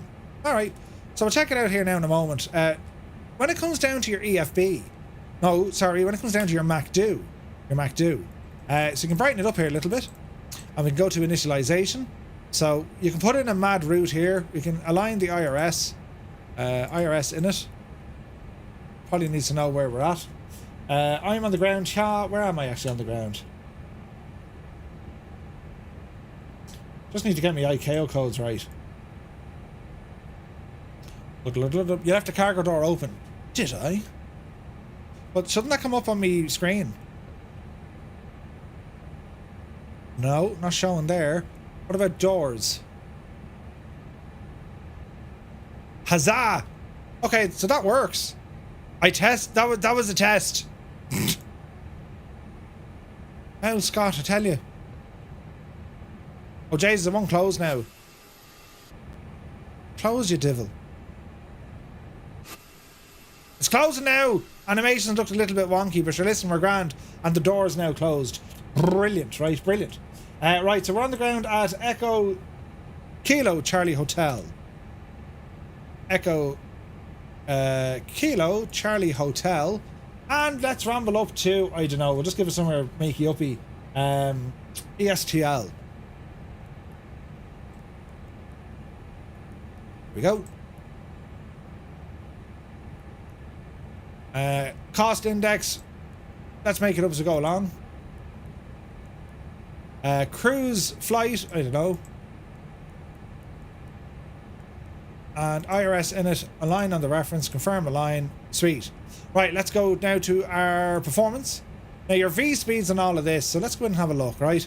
So this is where we use our performance calculator. So we're going to say aircraft configuration, so reset all of this. Flaps configuration 1, anti-ice no, air conditioning, we'll probably have the packs on. Airport data, so the ICAO, so we need to put in where we're taking off from. Echo Kilo Charlie Hotel. Runway, oh, where am I nearest? 22 left.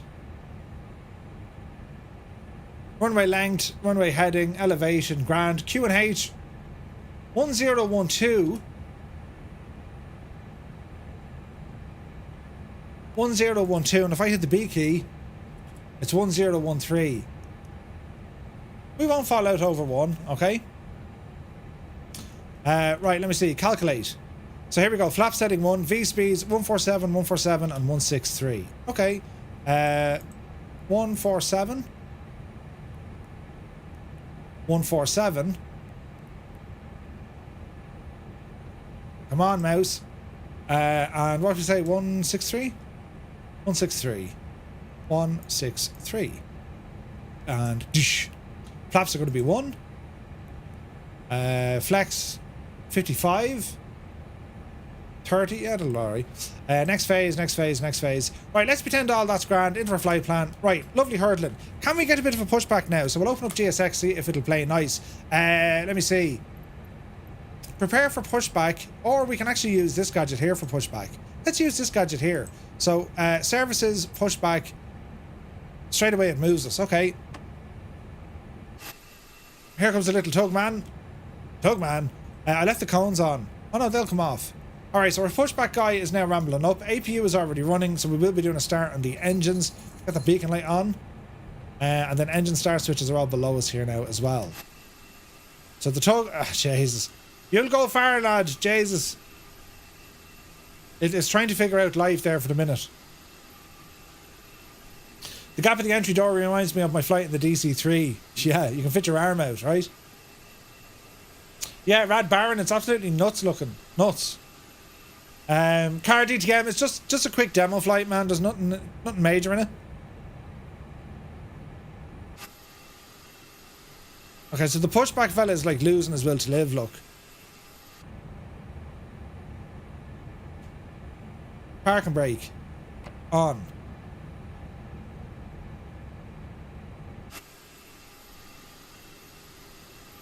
He's thinking about it, in fairness, like.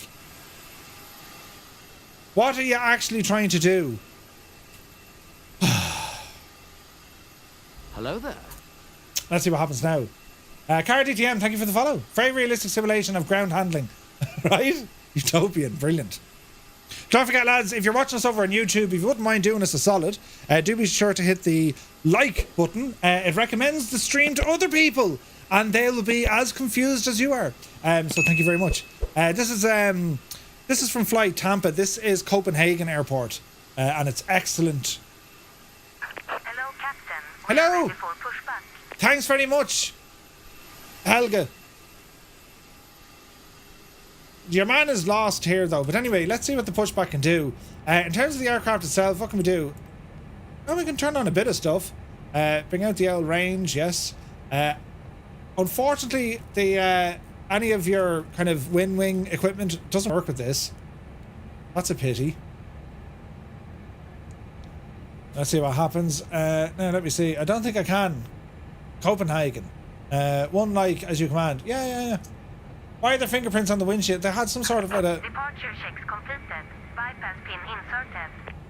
Nice. Pity about the tug driver, though. He's a bit of an agent, isn't he? It's his first day on the job. Oh, Jesus. You've missed the pin there. He's completely missed the pin. APU is good and loud.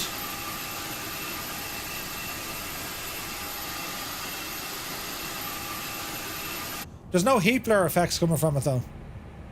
Uh-oh, here's another one.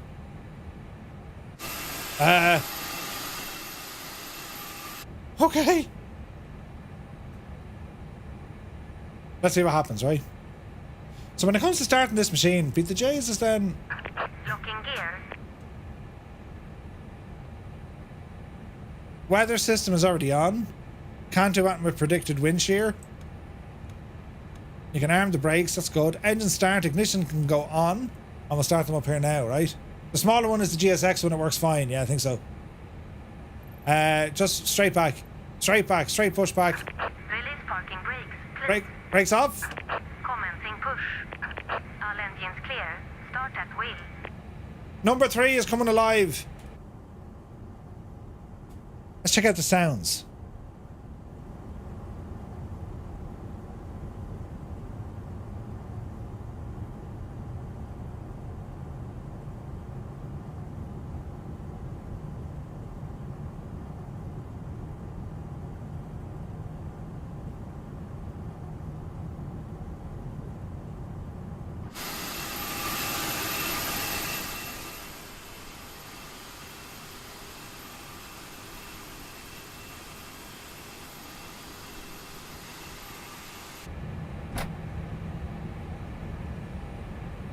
Okie dokie.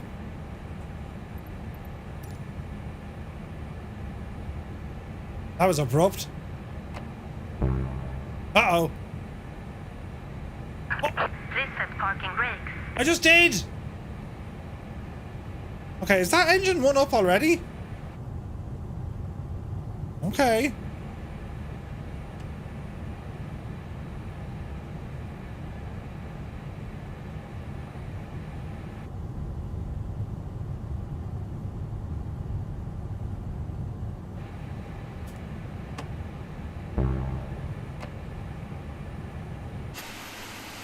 Ah, Jesus. They're fighting over who gets to push us back.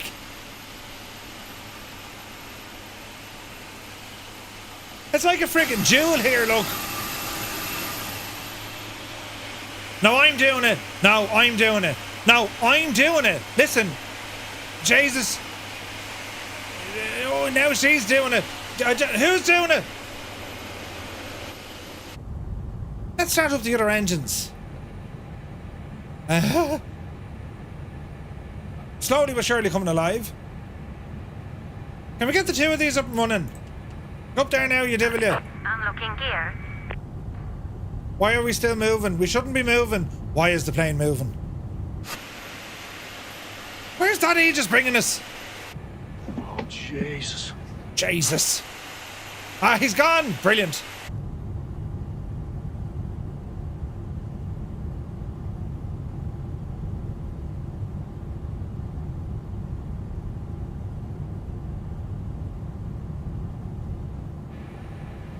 Engine sounds aren't terribly loud, are they? Then again, why aren't they starting? Tow truck disconnected. They are. Bypass pin removed. Who's in charge? You haven't a clue what you're doing. Left is clear. Here sounds. Right is clear.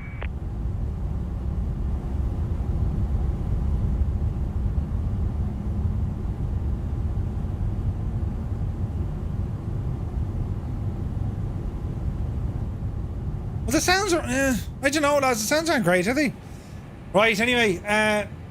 They're coming up online now. Let's have a quick look. APU bleed is already on. Strobe, put them to auto. Why is the plane jumping around? Interesting. Terrain. Does that work? Yeah, that works. I imagine they're available, so we'll put the ignition system to off. The sounds are pretty crap now, to be fair. Flaps down 1. Flight controls, full forward, full back, full left, full right, speed brake, rudder left, rudder right. Flight controls are working. APU, go ahead and kill. What else do we want over here? That all looks good to me. Can we drop down our compass? No, there is no compass. Go back up, you. You have little sun visors, I suppose. That's handy. Have a good trip. Thank you, GSX. You're absolutely marvellous. Right, now. Runway turn off lights, yes. Taxi light, yes. Take that. And, well, let's see what's going to happen here. Off the brakes. We're going backwards. That stupid tug is back to haunt us. Disconnect.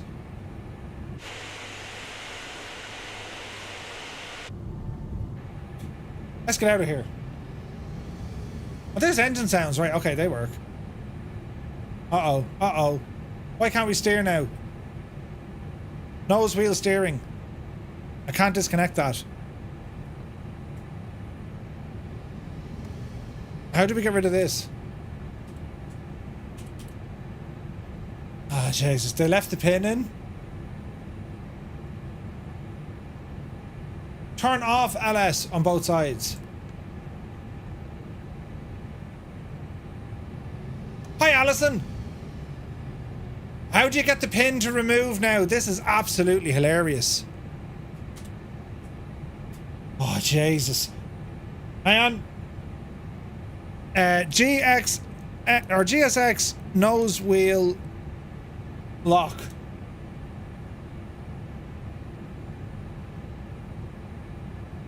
There's a button you need to press, isn't there? Isn't there a button? Hey, Jefferson is here. Good to see you, man. Another day on Egypt Air. Only way I found reload, but you might find a way. No, there's a way out of this. I'll fix it. Hang on. This big Egypt. Shh. Nose wheel steering. I'll fix it. Press F12. Why are we moving backwards? Why? Disconnect the tug. What a stupid thing. Right, now we're alive. I fixed it! Restart GSX. No, lads, I can fix it. I fixed Can I it. get a refund? Listen, if I do nothing else today, where am I going? Oh, we're going. Jesus, I'm going the wrong way. Don't worry. Dreamy, sleepy, nighty, snoozy, snooze. Who pressed that? I'll stick with the tollers, thanks. It's super realistic. So real right now. The Have you wings. been drinking? I have, Ted. I've been drinking like a mad idiot. The wings look lovely though, don't they? I'm in a glass case of emotion. Right, to mind me here for a minute, lads.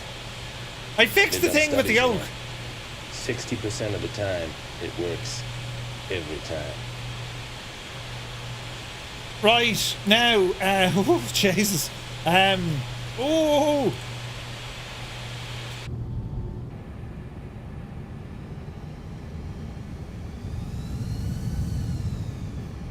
How powerful is this thing? Right? Yeah, we need to taxi fast in case that devil catches up with us again. We're on the rough ground, it's alright. Where did I say? 2-2 left, wasn't it? Number 2. No, did we go that way? I don't know anymore. Let's go this way. Let's go this way.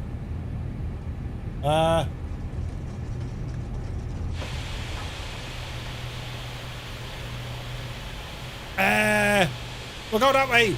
Oh, Jesus. Sweet look. Jesus, this thing is hard to turn. On a power scale from 1 to 10, it's a 2. Is it?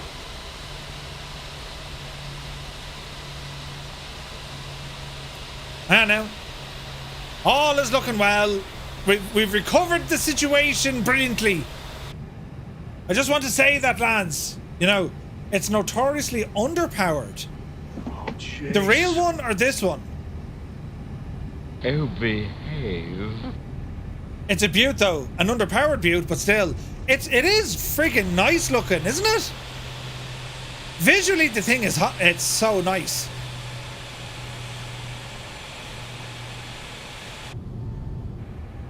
Bit like myself, I suppose. You know, It's 88 miles per hour. You're gonna see some serious shit. it's nice to look at. Hello there. Sounds all right, you know.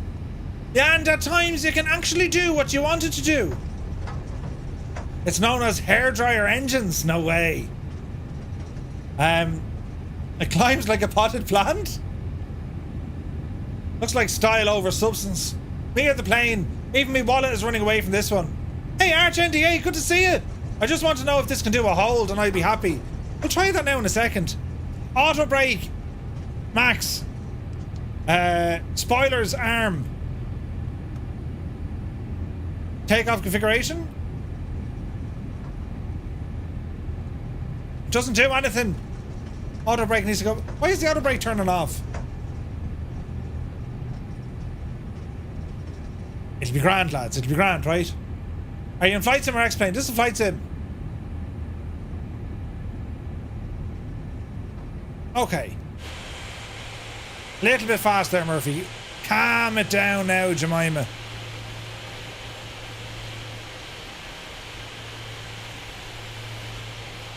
Okay.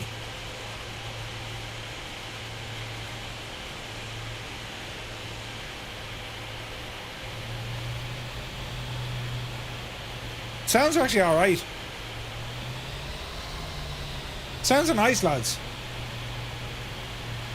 Okay, on the brakes. Make sure all my stuff is on, because that's I had one job. Right, are we ready, sports fans? Did I even turn on the transponder? Oh, Jay's the 6411. Why not? TARA. Oh, look at that. That's Dodge. Auto standby. Okay, we're on now. We can't change this. We can ident though. That's good. We can't turn on the chrono. Auto throttle just wants the toga. Auto brakes. Turn them back on again. Right, friends. Are we ready? Power coming in. 40% and toga.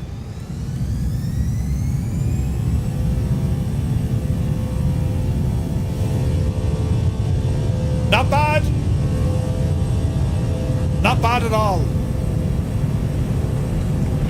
80 knots.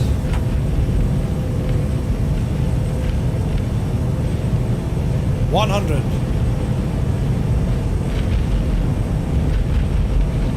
120.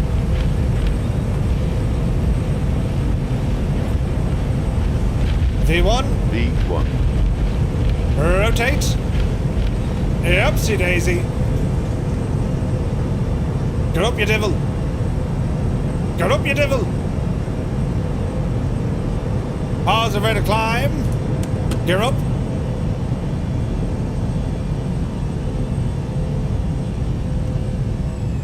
Couple of stutters as you do.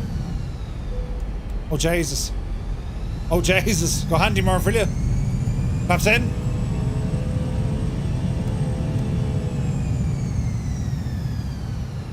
We're in managed mode. Autopilot. I was looking for 160, is it?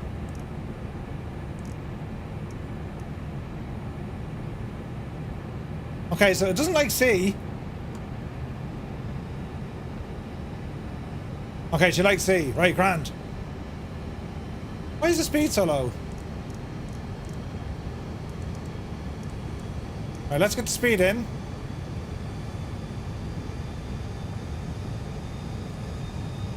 Get the climb in.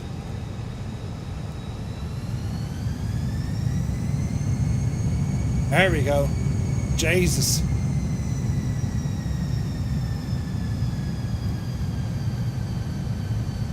Holy mackerel. Easy now, Jemima.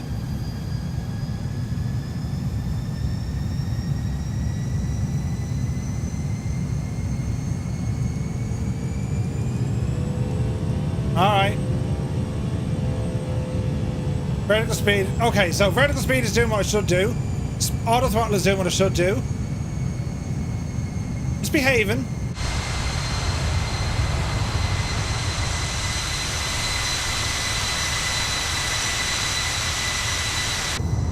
I mean, it's nice, right?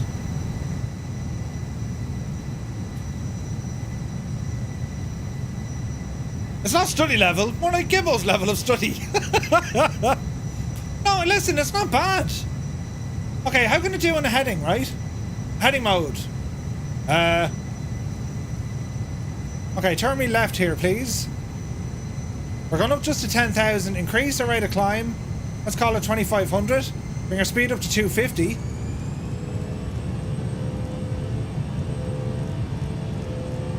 I just want to make sure she can behave, you know what I mean? Now, we're talking about a hold, right? Hold. Don't think it wants to do a hold. Show me nav here now.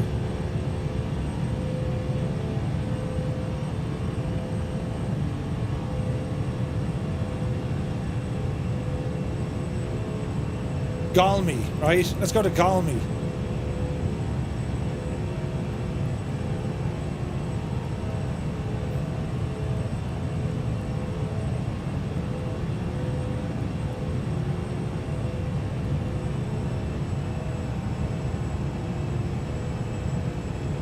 Where did that go?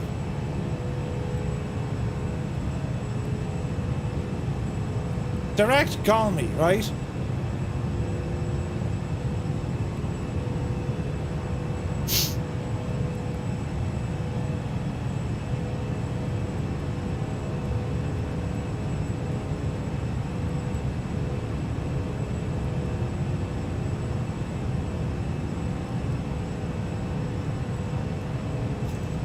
I don't think you can do a hold.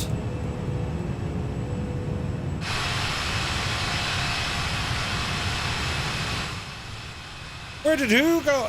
What do you think, though? Like, I think it needs a bit of work in the old systems. And it doesn't have an auto land. But it does look pretty. It looks very pretty, doesn't it? Think so.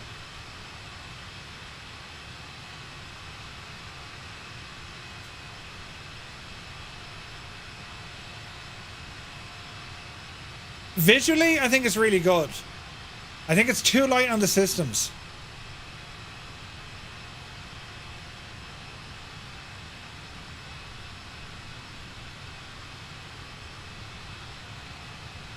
But it's a very, very nice looking plane though, isn't it? And yeah, sounds are good. Sounds are fine. I mean, have a listen. Like,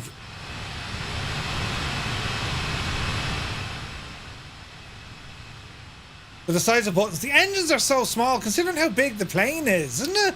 Like how weird. It's mad looking.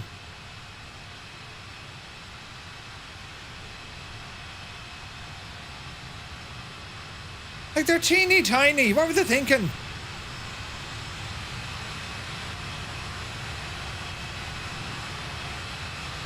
They look the part though, don't they? Have to do a flyby sound. Why are we whispering? We don't know. But let's do one. Mind your ears, lads!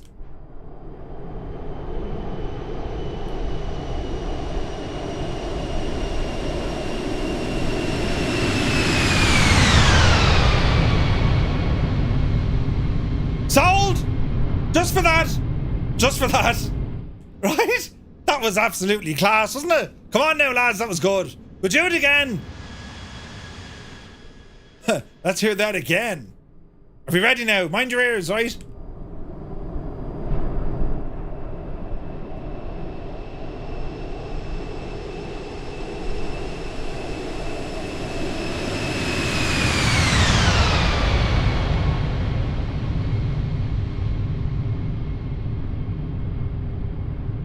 There's not much wrong with that now, lads, right? Not much wrong with that at all. Sounds are good. Alright. What about kind of other kind of stuff? So, heading mode is fine. Altitude is fine. Look, it's behaving itself, right? Let's go standard here for the crack. What else can we get it to do? So, where are we now? So, it's telling us to... for me to do an immediate hold. Flight plan. Decel. And then destination. So I want this guy. I can't do anything with it.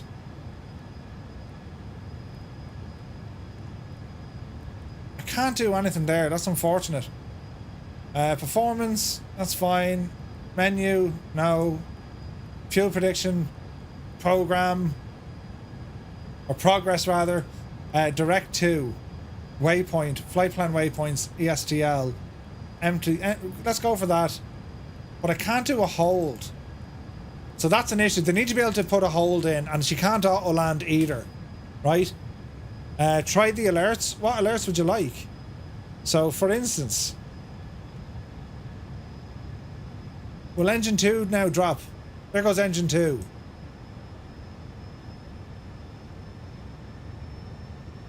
The autopilot is responding because it's now spooling up the other engines to compensate.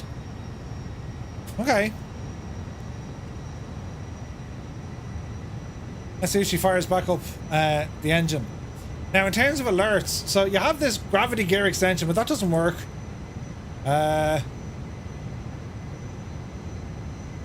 Anything compared, like the fire alerts, they don't work.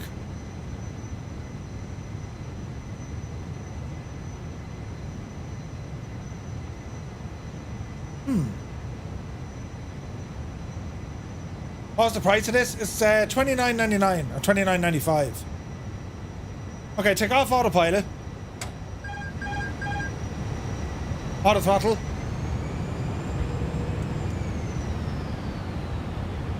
Okay, let's see, can we stall it? Spoilers out.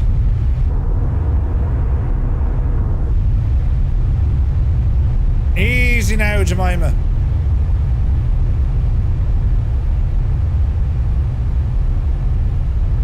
Jesus, we're going up like a rocket here.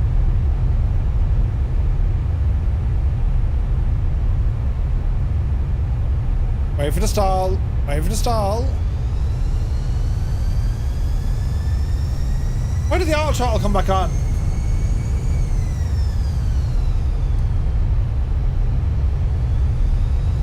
It's like there's an anti-stall. How strange is that?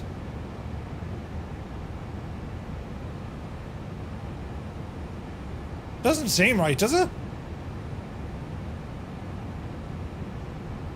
It's an Airbus. So, like, is that an Airbus feature? I won't allow it to stall? And put the nose up there. 20 degrees is all she wants.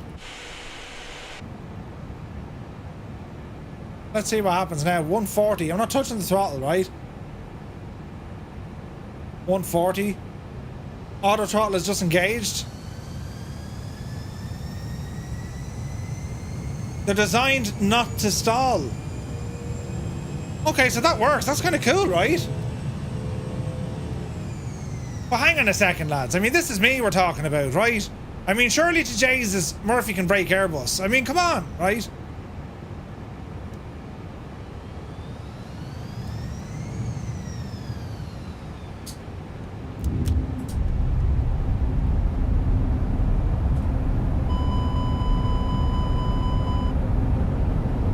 Go away, go away. Oh, hang on, this is how you fix it. Now, fix that, you bastard. Right, let's see what happens now. Stall it, Murphy. Oh, Jesus, now we're in trouble. Oh, I didn't think of this at all. Oh, right. Very quiet up here. Right, can we stall it? They said it couldn't be done. We'll get it done. Pull her up there now. Coming up on 20 degrees. Ah, brilliant. I won't go any more than 20 degrees though, despite my best intentions. She's gonna stall. Nose has dropped. The wing has dipped. All sorts of panic and worry happens. Ah!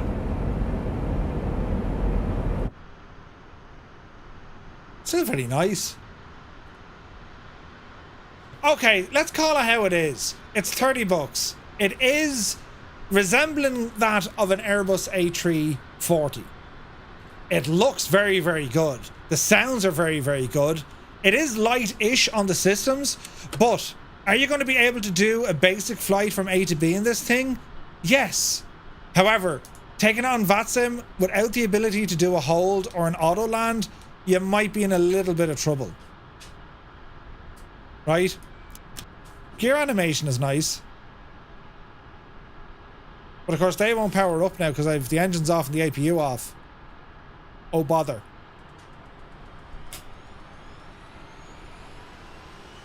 It's a bit expensive for what it is. Yeah.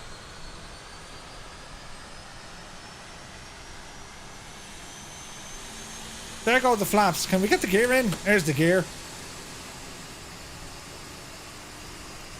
This is going to end in a terrible mess.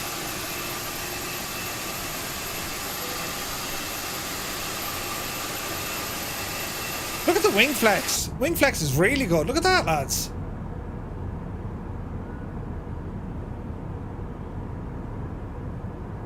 Because the wings are massive, like, you know what I mean? I'm liking the wing flex. That's pretty. More, what have you done? Even I don't know that. An auto land, why would you need that, right? When you look at it for the casual flight simmer, which is by far the larger user base, I think it's price fair. Yeah. It's not bad. It's not great, but it's not bad. It sounds great. It's very pretty to look at, and I think if ever LatinVFR give this a bit of an update for its systems, or if there's a third-party mod, it could make the aircraft great. Great. There's some really nice features here. It needs a couple of updates, no doubt. I like the way though you get Navigraph and SimBrief out of the box. You know what I mean? And you also have like its own pushback, which is drunk, but it works kinda. I don't know, lads. I don't mind it at all. Ollie says no updates from them. From LatinVFR? That'd be a problem. Ooh.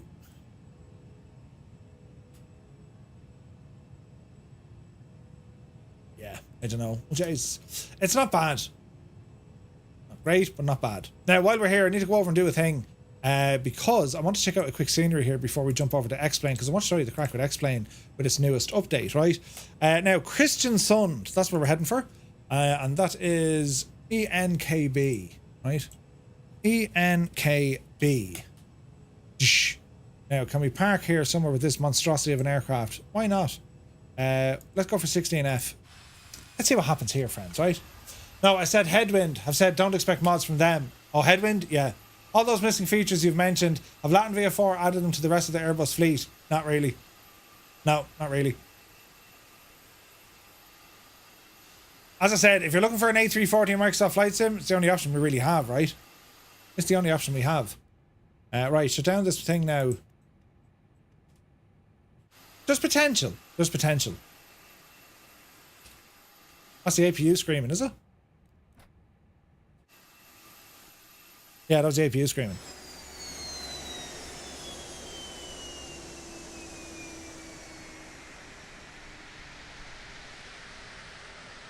Not too shabby. Not too shabby, right? Right, what we're going to do here now, I want to check out this airport. It's a brand new airport by XWind Studio, right? Make it a little bit brighter so we can actually see what's going on. And hopefully it's not too blown out for us, right? Right, lads, so, XWind, welcome to the charming Kristiansund Airport. Collaboration between XWind and Jacob Lukaszewski. A small yet bustling hub of activity nestled in the heart of, is it, Jesus, Vern Berget. It's a place. A very picturesque island up on the Nordlandet. The airport carries a unique distinction of being the only scheduled airport serving the beautiful region of Nordmore, acting as a gateway for countless travellers each year. As you explore the airport, you'll be treated to an impressively detailed landside area, filled with realistic representations of the buildings and the infrastructure that make up this airport. The sun goes down, you'll find the airport transformed by custom night lighting designed to create an immersive and atmospheric experience. But that's not all. There's much more waiting for you to be discovered at the airport itself, and you can pick this up over on AnyBills, priced at £13, 1543 euro, or about $16 US, and that's inclusive of your taxes, right? So, well, let's go off and explore, shall we? So first and foremost, I think we can all agree, look at the cut of the scenery here. I mean, this is gorgeous. Look at the state of this place. Norway, of course, invented by the Irish back in 1997. This is very, very pretty though. And don't mind the fact that we have like an absolutely ginormous airplane sitting here. So let's go down and start exploring. So we can see where the fire training happens. We have a teeny tiny little tower over here, with a fire truck. Yes, looks like a Scania. It is a Scania. Brilliant. Okay, some kind of weirdish buildings. And the gadget where they do the training. Okay. Let's ramble over then. We'll stay on the air side for the moment. And we can see here, more Flight Club. There's the sandbox. Some static airplanes. Looks like a Cessna. It's not bad, right? Perimeter fencing. You gotta love it. BP. All our fuel. Jesus, the buildings look nice, don't they? I love the texturing there. They're really nice. We'll check these now in a moment with the night lighting, yeah? A couple of snow plows. Yes. Very nice. Some nice kind of general clutter around the place, right? Jesus, that's a mad looking devil. There's another fire truck. Very good. No interior kind of stuff going on that I can see. Has an Audi. Now, straight away, lads, can I just say that this scenery is probably one of the best sceneries you're going to get in Microsoft Flight Simulator, as evidenced by the Skoda. But yeah, no, it's very good. Let's continue on. Another Cessna. Yes. Jesus, a big heavy Sikorsky with CHC helicopters. Nice. Is it a Merlin, it looks like? Okay, so they put in CHC, that's nice. So, okay, good destination for the heli pilots, right? And let's have a look here now towards the terminal. They even have a sweeping brush. Brilliant. Jesus. Right, moving on there, Murph. I don't see anything in terms of interiors just yet, but we'll keep looking, right? I don't think that's an S92. No, that's not. I don't think it is. S92 is... No, I think that's bigger, is it? Joey Bolo, good to see you. I can't afford to pass it up. Brilliant. It is an S92? Okay. Jesus. You sure, lads? S92 Sikorsky. Lads, that's an S92 Sikorsky. Right? But balls. Christ, I'm usually good at naming aircraft. But anyway, moving on there. I'll edit that. That'll be all edited out, lads. You don't need to worry about it at all. There's nice reflections on the glass. There's no interiors, though, unfortunately. Or at least on the air side. There's nothing to look in at. However, as soon as he says that, well, here's the terminal here. Arrivals. Now, it's very hollow. Right, okay. There's nice details here with the gate. I'm taking that's the road up there. That's not bad.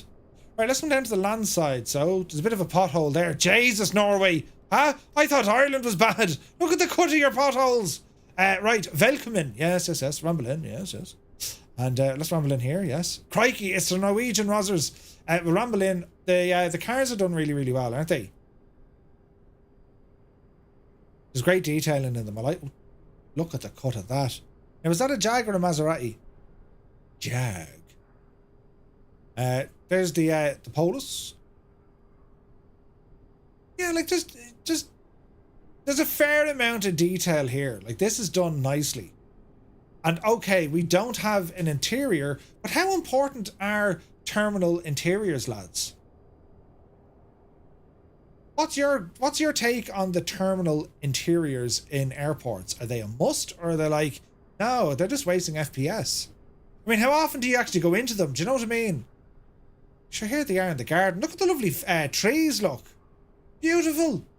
They're pointing at the tree saying, that's a tree. Yes, it is. Right, moving on. Jesus, she brought a raincoat. The helicopter terminal is down here. Okay. Oh, that's nice up there, look.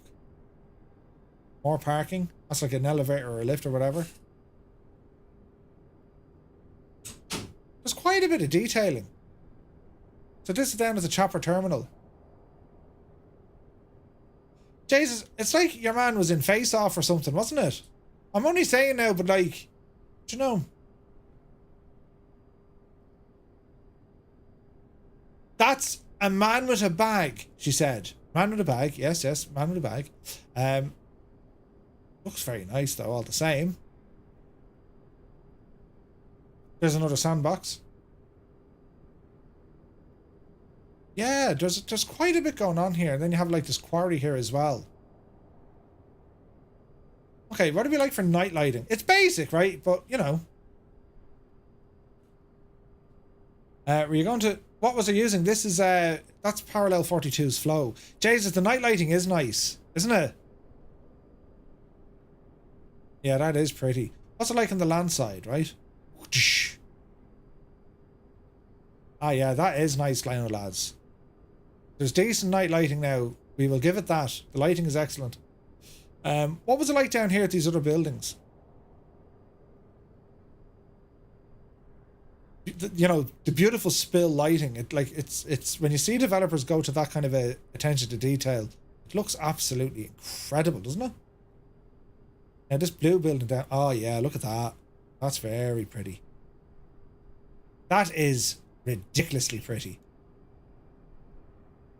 That's really good night lighting, isn't it? Look at the cut of that. That's done really well, isn't it? The police car has been there all day. Yeah. Wonder what he's up to. The taxi lighting is nice. The runway lighting is nice. And then when you see... There's a control tower over there. I was wondering where they put the tower. Ah, yeah, this is nice. Look at that. That's a nice little tower. Did they do the interior of the tower? No, they didn't. Ah, Jesus, lads. You need to give us an interior of the tower at least. But it's still very nice, isn't it? And again, beautiful part of the world. Absolutely friggin' stunning. The night lighting is excellent. So there's a tower and there's the airport itself. What do you think, lads? Do you like it? They added in a couple of custom buildings as well. A bit of a harbour down there. That makes sense because you have the quarry up the road.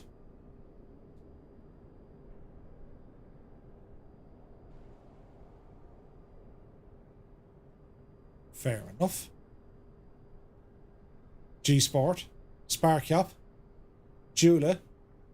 Couldn't tell you who they are, but they look very good. Perimeter fencing now. Does it get a little bit light around here? I think it does. Oh no, it's there. It's there. Fair play to them. I'm a real stickler for perimeter fencing on airports. Real stickler. Now that's really nice. This is a beautiful airport. And like, that's a super challenging landing as well. Look at the approach into the place, lads. Isn't it gorgeous? Look at the state of that. That's stunning. Not a Skoda in sight. There is a Skoda Muse. Did you not see the Skoda earlier? I saw you, look. Hang on. I'll bring you down to where the Skodas are. This is what makes the scenery what it is. Do you know what I mean? Hang on, look. Right there, Muse. There's a Skoda. You stepped out for a few minutes. Some say they're the best cars in the world. Others just are intelligent.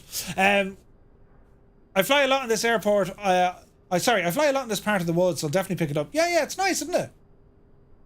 Skoda's near skiff. Yeah, it's really, really nice. So there we have it, lads. Kristiansund Airport, Crosswind. These guys are doing really nice things. And I think the price kind of reflects that. Like, outside of taxes, it's about $11, $12. It's a very small, unique little airport. In terms of the detailing, plenty of buildings around the place, right?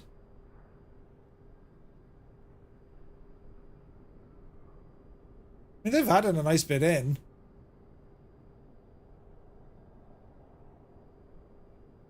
There's no interiors, which isn't the end of the world, but I would prefer at least, you know, an ATC interior. Something in the tower, just to give us kind of something to look at. Do you know what I mean? But it's great work from the developer. It's a very scenic airport, isn't it? It's a beautiful part of the world. I mean, look at the state. Isn't that gorgeous looking, isn't it? Absolutely stunning. So there we have it. Right, lads, moving on. That's it for Microsoft Flight Simulator. Now we're going to be checking out X-Plane. Says you, huh? Well, X-Plane just released the beta, X-Plane 0.1.0, or the beta 1. So we're going to have a look at this and see what does it all entail. Because there's a feature list here that I showed you earlier on. When it comes to like... Jesus is right. But like, look at the release notes. Now check it out. I'll start the mouse moving now. It's still moving. These are all the enhancements, fixes, features, you name it. This is all what they've added into this recent version of X-Plane. We're about halfway down through the list. And just to... These are all bugs that have been squashed. I have to go fast because we'll be here till tomorrow. But I'm just trying to give you an idea of the amount of stuff they've put in, right? That page is probably still moving by its own accord, look. Like, have you ever seen anything like it? It's still going, look. It's still mad, right? Absolutely mad. So in terms of updates, there's a lot going on here. So I want to see, okay, well, explain, what did you actually do, right? So we can do a couple of things, right? We can ramble to Dublin, because we'll be no Dublin, or we can go out to the west of Ireland. I might go to the west of Ireland, and just to see what it all looks like. So let's start out in the west, and we'll have an old gawk here to see what happens, right? How much is X-Plane now? I think that it's gone up. It's like 70 quid now, right? I could have gone to Shannon either. It still crashes on loading if you click the screen by mistake. Oh, does it? Jesus. Is it because you went to X-Plane? Yeah, Nightsep is like, yeah, that's me out. Damage Jim says, Murph, sad to say my Uncle Frank passed away, but before he did, he asked the family to gather around to hear his last wishes. He said he wanted to be cremated and placed in a pewter beer mug. Told us that he'd always wanted to be Frankenstein. Jesus. For God's sake, damn it, Jim. I wonder how many gig it adds to X-Plane. Wonder how many gigs it adds. Size-wise, probably a bit. Probably a bit, yeah. 4 gigs. $60 on Steam. I think it's going to increase. So it's like, whatever it is now, I think it's going to go a little bit higher. Hello there. Now, as I said, like, the change or the release notes for this, you know, massive. And it's interesting kind of to see it. But let's just load in and have a look at some of the new features, right? Because X-Plane is definitely not for everyone. I think as flight sim enthusiasts, you know, if you're really getting into the hobby of flight simulation, well, you're going to say, yeah, you know, you're really, really liking it. But it's not going to be for everyone, all right? So here we are on the ground at Sligo. This is Sligo. And we can see what the weather's doing, all sorts of stuff. So that seems to be loading in. And we can see in terms of... Don't crash. We can see there in terms of the weather. So let's have a look at these new bloom effects. So there's the sun. So you can see these bloom effects kind of taken to life already. So visually, things are starting to pick up a bit. And that's pretty nice looking, right? These bloom effects. And I don't know, in terms of what the weather is doing, this is live weather, what it's doing at the moment. But we can have a bit of crack here. We'll give it a bit of oomph, right? Flight configurations. We're going to the weather here. Real weather download. No, so let's give us VFR scatter clouds. All right. Look at the bloom that they've added in. So straight away, you can kind of see it, right? This is looking kind of all right, lads, right? It is. I mean, it looks all right. So some of the other features they've added, and I think this is what's nice. X-Plane was always kind of, Jesus, how do we make the thing look better? Well, check this out. If I go into the screenshot controls, and I can mess around now with the exposure. I have control of the exposure, and I can actually fly with these settings on or off. So I remember you saying X-Plane looked a little bit washed out. You can kind of change that now, right? So I'm just going to bring it to that scene there. Or you can put it on auto exposure. But now I can also mess around with depth of field. Now, we already have these effects in Microsoft Flight Simulator. But now we have them in X-Plane. And what we're going to look at here is just how much, or how nicer, if you like, we can make the sim look. Right? Now, it takes a little bit of getting used to, no doubt. The distance. Something like... Jesus, more. Something like that. Yeah. Hang on now. Hang on. Oh, Jesus. Hang on now. Now, you might be saying, Murph, yeah, it's completely out of focus. Yeah, we know. You're talking something like that. Yeah? And if you're looking at the scenery then behind it, well, it looks very, very good, right? And you can really, like, see that kind of crack? I'm just trying to get used to this myself. And the anti-aliasing has gotten a bit of a run through now as well.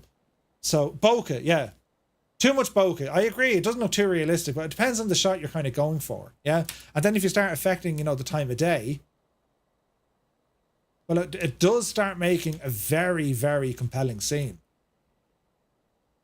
So from the visuals that are now starting to come into X-Plane, it's starting to catch up in terms of what it can do to give you the control of how you want the thing to look a little bit. Can it compete overall? No, it just can't, because, well, in terms of its scenery and everything else, and, you know, the clouds did get a bit of work on them, which is nice. But I think this is pretty nice, lads, right? There's a good bit of work done. And in terms of performance and everything else, well, again, it's done pretty all right, right? In a portrait, it would look great. Absolutely. Absolutely. And again, I'm only using this aircraft here as an example. I mean, we can absolutely go to town on some other aircraft if we wish, right? So this sort of crack, you get the idea of what we're trying to do, right? So I can reset all of this now.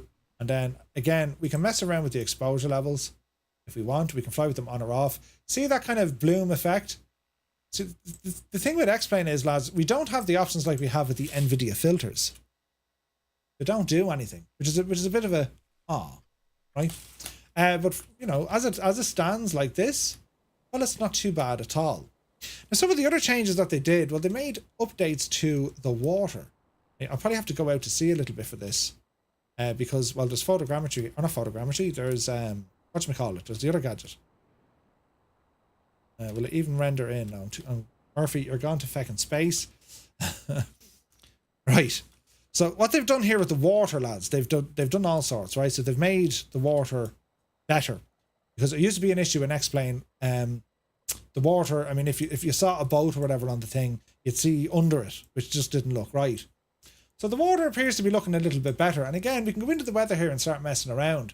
So flight configuration, let's go into our weather, right? Wave height, well, ramp it up there a little bit. Okay, we're not looking too bad, right? Now again, I can crank up the graphics on how water looks. I probably have it on probably low settings. But we'll get in here again, and that's right. Wave height, horse them in there now, right? And variation, this is all new stuff that we have. Variation of the weather.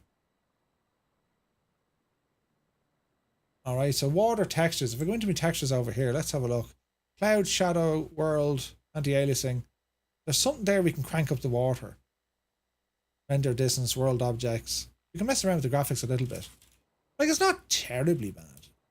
But that's a decent update for X-Plane. I remember the old renditions of X-Plane,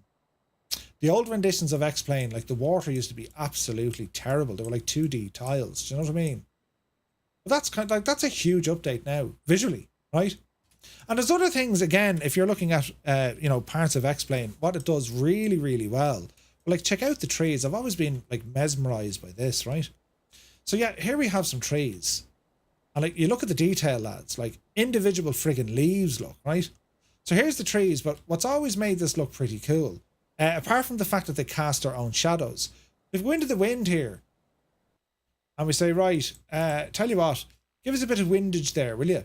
So, if I were to say, wind, where's the wind? Here's our wind. Here, look. So if I say, right, well, give us a bit more wind and turbulence, right? Thing has turbulence. Gust speed, no, but let's you know, westerly winds and apply. See the way the trees have moved in the direction that the wind is blowing? That's just pretty cool. Like, it's a neat feature. And if, like, if we tell the trees to go back, you know, the other direction, we'll just change the heading of the wind. So we go back in here and we say, right, okay, see the wind there, right? Well, it's at 090. Well, horse it over to 27, right? And make it a little bit windier. Bring it up to 40 knots now. Give it a second. Whoosh. Now you might be saying, wow! But here's the thing, lads. In particular, when it comes to VFR flying, these are all the things we're kind of looking for when we're flying. If you don't have weather socks in the area, well, trees always help. And if you look at the trees in the area, it's all of them. And regardless of the type of tree. Now, the trees should also affect the water, which it kind of does. And this is kind of the new water masking I wanted to show you. It's a little bit kind of steep here, because that's I've ortho. But, like, you get the idea, look. It's not bad at all. So it's coming along, right? It is coming along. So let's change things up here a little bit, right? Let's go in and check out, I don't know, what'll be a good joke to check. We'll go to Shannon either. We go to Shannon for the crack. I have the beta of the Challenger, which is really, really nice. So let's just jump in here for a minute. So go to Shannon, and we'll go down to where the West Air Aviation is. Now, chances are, put it on live, please. Chances are the sim will crash because it doesn't like this. Download real weather. And how fast it now renders the weather. It's like frightening. Before, X-Plane would always kind of do a hop, skip, and a jump trying to load in the weather. Do you know? Okay, I meant to go to Shannon. So that didn't work at all. Let me see. Resume flight. Interesting. Start a new flight. Shannon. Confirm. Start a new flight. Start a new flight. Okay, this should work. There's a couple of things that just made really, really nice. And again, there's a number of aircraft still in X-Plane that are incredible. Absolutely incredible. I'm only using the Challenger here for one example, and then I'll show you Dublin then in it as well. Boundless Simulations have done some really nice scenery in Ireland. They've done all the Irish airports. Dublin, Shannon, Cork, Kerry, Knock, they're all there. But it's the new changes with X-Plane that it's exciting to see this. And this is kind of like, I don't want to say it's a new direction for them, but it feels like it's a new direction. You have these new particle effects, and I'm always terrified when Laminar say particle effects, because that made a mess of X-Plane 11 early on, you know. But now I think with these camera controls, there's new weather data in there, so it'll pull the METARs, and it won't give you, you know, off the cliff stop weather and give you new weather. They're kind of doing what Microsoft do. It's kind of predicting generally what should be happening outside of the METAR area, which I thought was very interesting. This mightn't load up, or it might, I don't know, we'll see.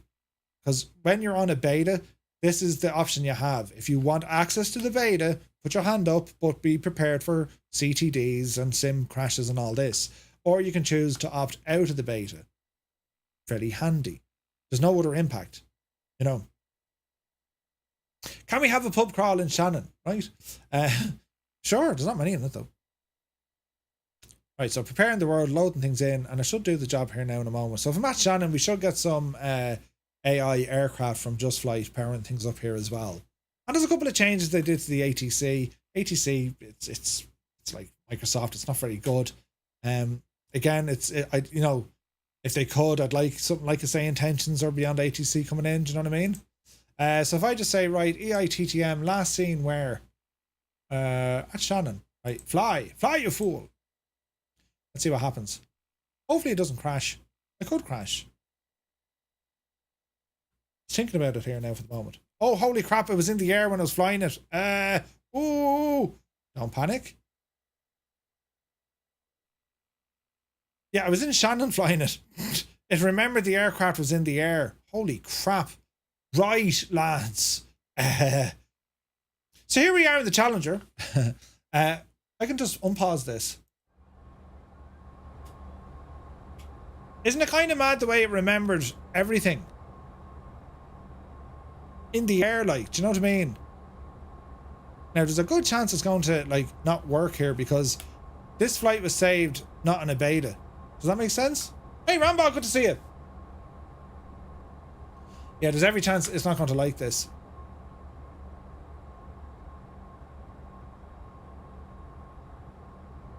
Let's give it a second. In the Challenger for a challenge. So this is a beta of the upcoming update to the Hot Start 650 Challenger, and it's mind has been blown, right? Yeah, oh no, it's alive! Holy crap, it's alive! Right, so let's see if we can actually land the gadget. Did you ever see the Challenger in X-Plane?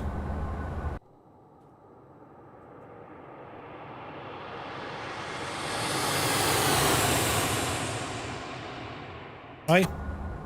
So, right, what's your speed? Easy now, easy now. Right, so there's Shannon below us. I don't know what the active runway is, but we're going to try and ramble in. And this should be using... Is it using live weather? Yeah, that's real world weather, right? And you can see now the clouds have even gotten an update. They're not as kind of welcome to Minecraft as they used to be. That one's a little bit weird looking. But overall, I think you can kind of see the crack with the clouds. They're coming along, right? Hey, Dermot Cannon, good to see you. Yes, Ali, I'm using auto.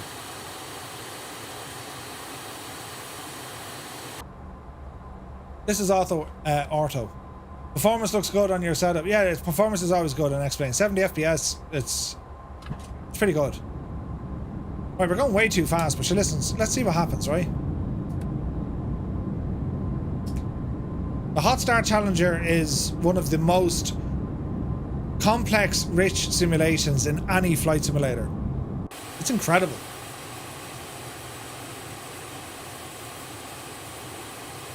So we all know the crack with Shannon. Will I get down there? I will. Alright, I will, I'd say.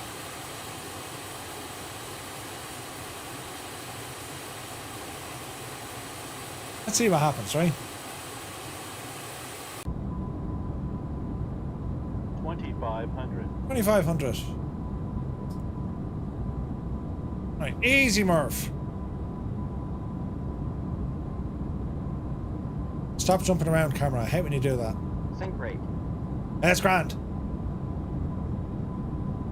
Totally fine. Nothing to worry about here at all, Josephine. That's grand. 1,000. Yeah, it's going to be messy. Spoilers are out. Spoilers in, spoilers out. Alright, let's see what we can do here. Pull up. You're grand. Pull up. Totally fine. Pull up. Pull up. Easy. Pull up. Easy. Pull up. Pull Easy. up. Too low. Flaps. Grand. Too low. Flaps. Totally fine. 100. Yeah. Too low. Flaps. Grand. 50. 240. 30. Easy. 20. Dreamy, sleepy, nighty, snoozy, snooze. Jesus.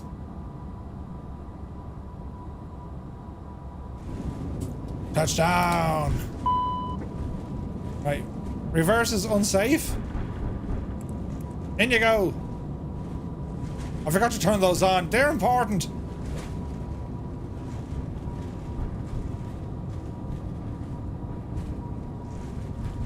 Right, so we're on the ground and we've made it without dying, right?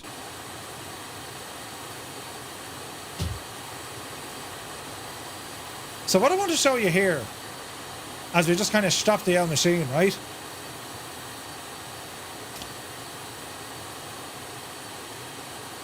Park and brake there, Murph. There we go. Info, I don't know what that said. So, yeah, look, you can see the auto. It's when it comes to like the ground textures, it depends on the airport. Now, this is actually custom scenery. When you get up close to it, it's kind of, you know, this is custom scenery, and this was scenery built for X-Plane 11. We're waiting on Boundless to give us a new rendition of Shannon. So it's going to be a little bit on the side. However, the buildings are all correct, the layout is all correct, and it's better than the default scenery. I mean, it just is, right? But this is Shannon Airport in X-Plane. Granted, they're waiting for this to be updated over to X-Plane 12 standards. But you get the idea, right? We can also look at the replay there if we wish. Where is it now? Toggle replay mode. Let's put into the aircraft, yes. And this is where you can actually get the thing to be kind of interesting, right? Because we have this new screenshot mode. The wings are kind of groovy looking. Because we have this new screenshot mode, let me see, view, screenshot, enable depth of field. You have this kind of crack now.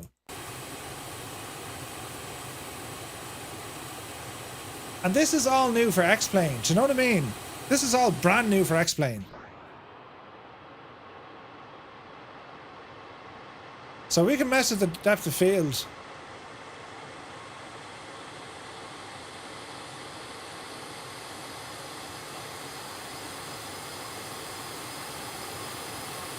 Slow motion and all that, yeah?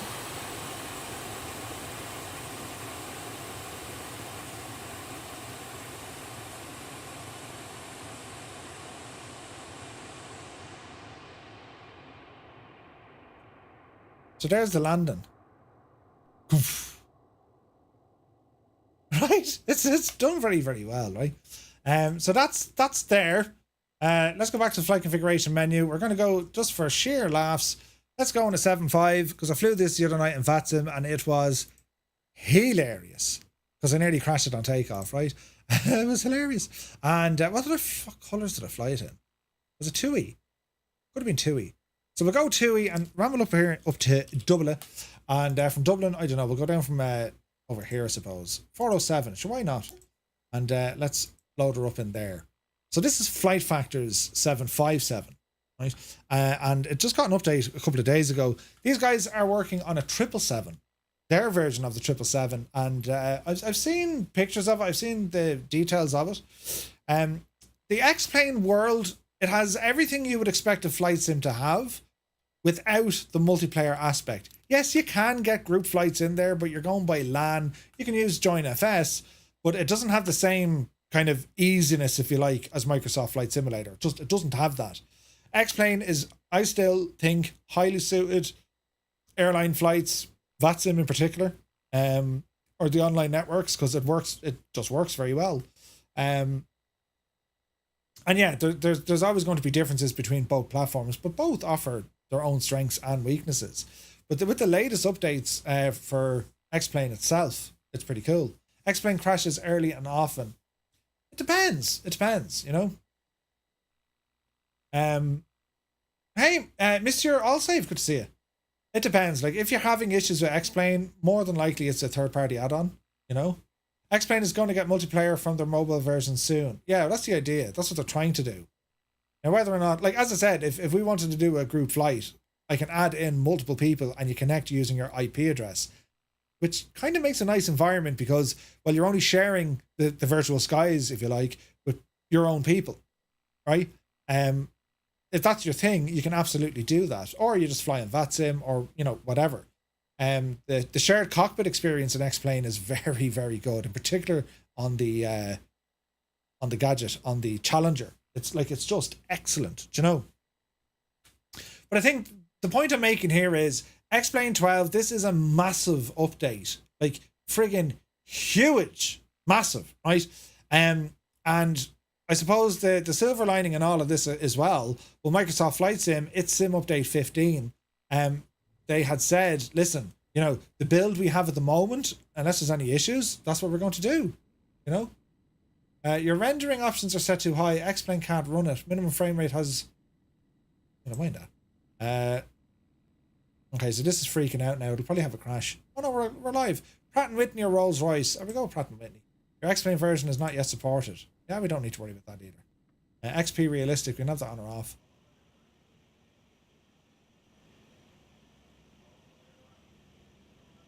I don't want XP Realistic, to be honest. We'll turn that off.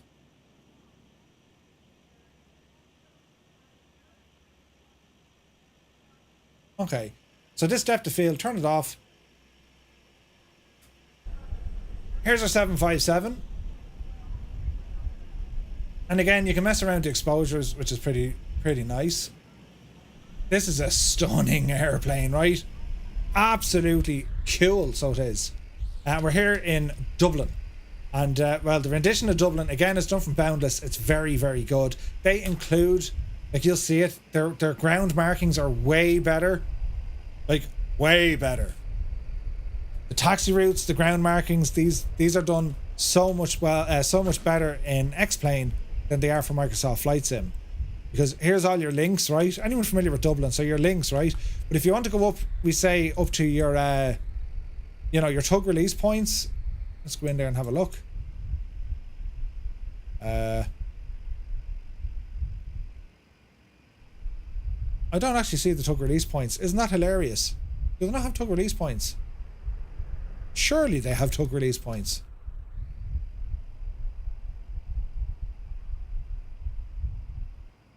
Yeah, they do. Tug release points are there. But you know what they have? They have Neptune. And Pluto. Like the taxiway markings for Dublin in X-Plane. They're better. Right? Way better. Now, Dublin Airport is an X-Plane 12 scenery. This scenery has been updated to take in X-Plane 12. And if we want to make the gadget look absolutely fantastic, again, that's used in real world weather. We can mess with this. Marginal VFR overcast. This should give us a bit of rain. Right? And just have a look here now, like, it's, you know what I mean? Look at the puddles and stuff. I'm just changing the time of day. That's why the airplanes are going friggin' nuts. Like beautiful shines and reflections and stuff around the place, yeah? You see the puddles and all that? Like, doesn't it look nice? Not too bad at all, lads. And if you come down to where we're situated, we should get some nice reflecciones.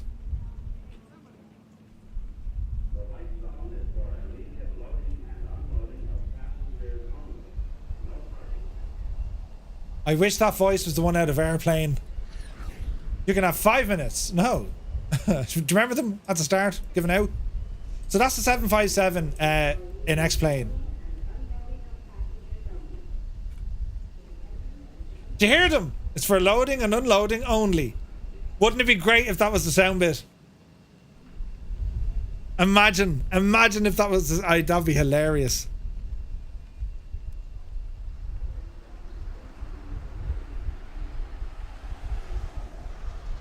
That has to be their voices. Right. Now the tug release point, I just want to be sure, Sierra should be over there. Hang on out.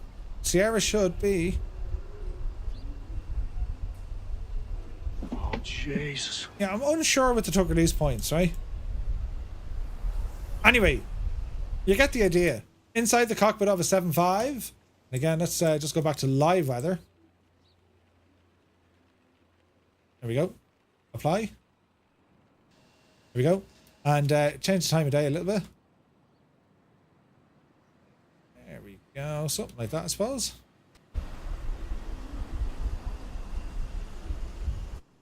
So inside the flight deck of the aircraft, this is flight factor 757. I've flown this before on the stream. If you haven't seen it, I'll do it again soon because it nearly killed me. The 757 is one of the nicest airplanes, I think. And I think this is flight factor's best. This is their best so far. And it's done really, really well. The sounds, the cameras are shagged. The sounds are really, really good. You have all these options here with the flight pad. Get rid of that. Let me see. Battery on. Standby power on. It's just, the sounds are incredible, right? Do we have ground power? I think we do, but let's see what happens. Bus ties, go ahead and turn them on. Utilities, turn them on. APU, we can start this up here in a moment. Pumps, stick them on. What else do we need to do here now? Let's see. Flows, Murphy, flows. Yes, turn these on, turn those on. Emergency lights, arm them. Dome light, additional lights. External power, so I don't see any external power, so where's my tablet? Operations, ground, give me the GPU. GPU connecting. External power coming on board. And we should have more lights up here. Where's all my lighting? It's quite dark there, isn't it? The APU is starting up though. Standby power battery, APU start. Let me see. Wing lights on. Logo light on, position lights on. Systems are starting to come alive in here. Panel lights, floodlights. Parking brake is on. That's all looking good. So you'll hear the APU. You'll see the APU. It's done very well, isn't it?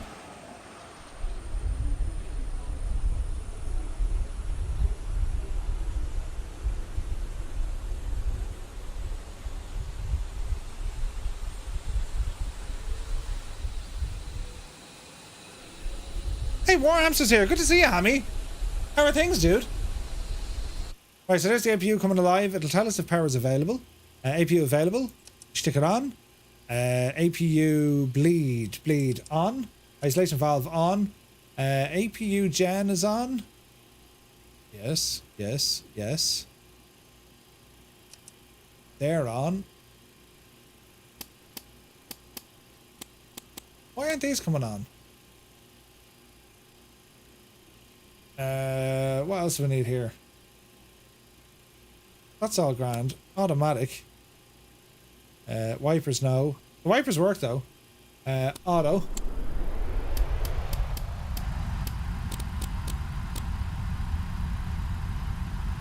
How do you get the lights working? Surely I've just... Well, maybe they're on. Okay, they're on. But my screens aren't working. Yet they should be working. There appears to be an issue.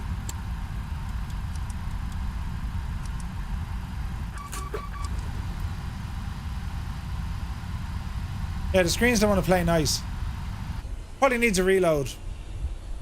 Look at that hazy colour you're getting there now with the bloom effects.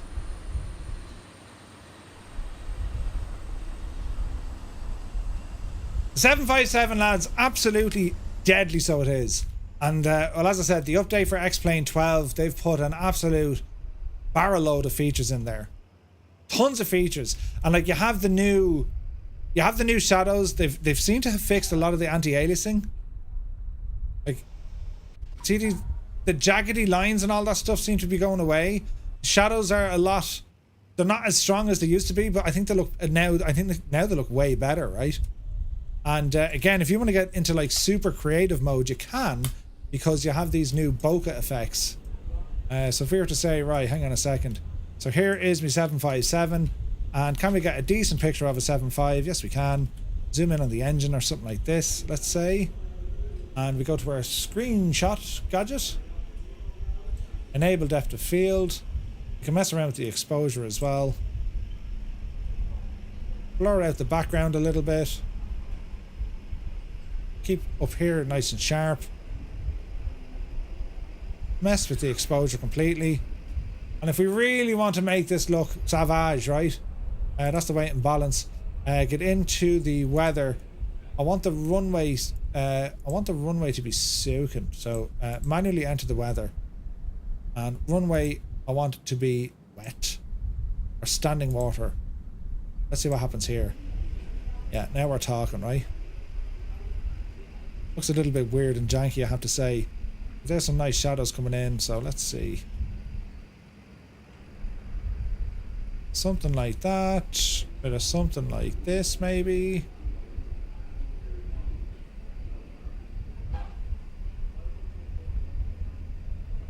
Something like that.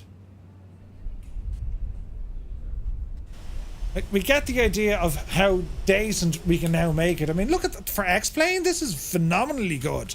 This is really good, lads. Oh, Jesus. Right? Like, that level of control over how you want things to look in the sim, I think it's brilliant. You know what I mean? No doubt it takes a little bit of getting used to, mind you, but like overall, I mean, it's absolutely that's friggin' gorgeous, lads.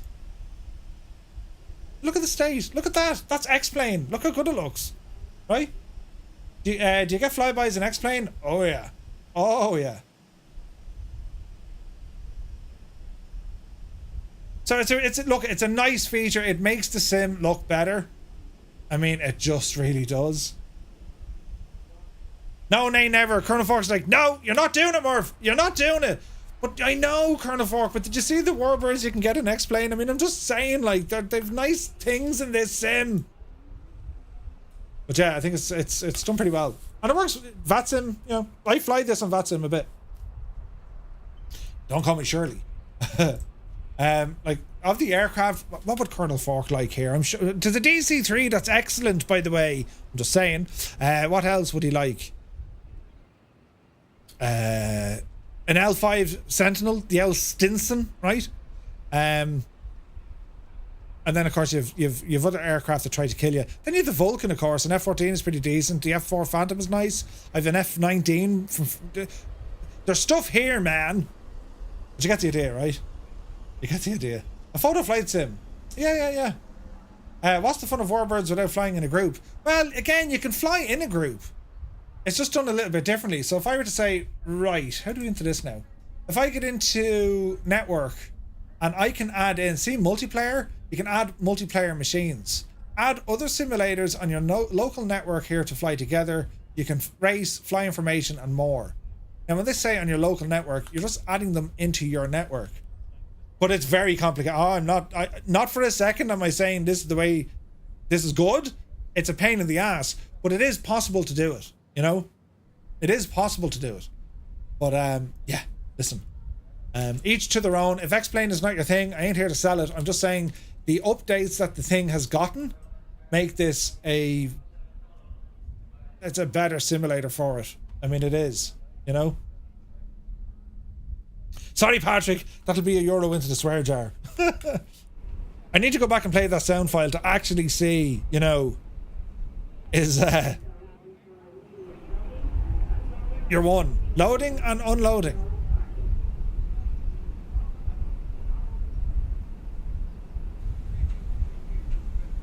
I love that bokeh effect.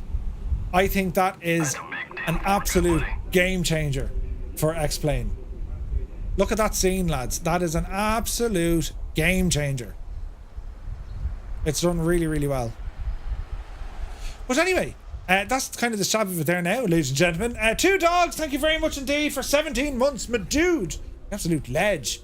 There's just something about Microsoft Flight. Microsoft Flight Sim is, without a shadow of a doubt, my favourite simulator. And that ain't changing, lads.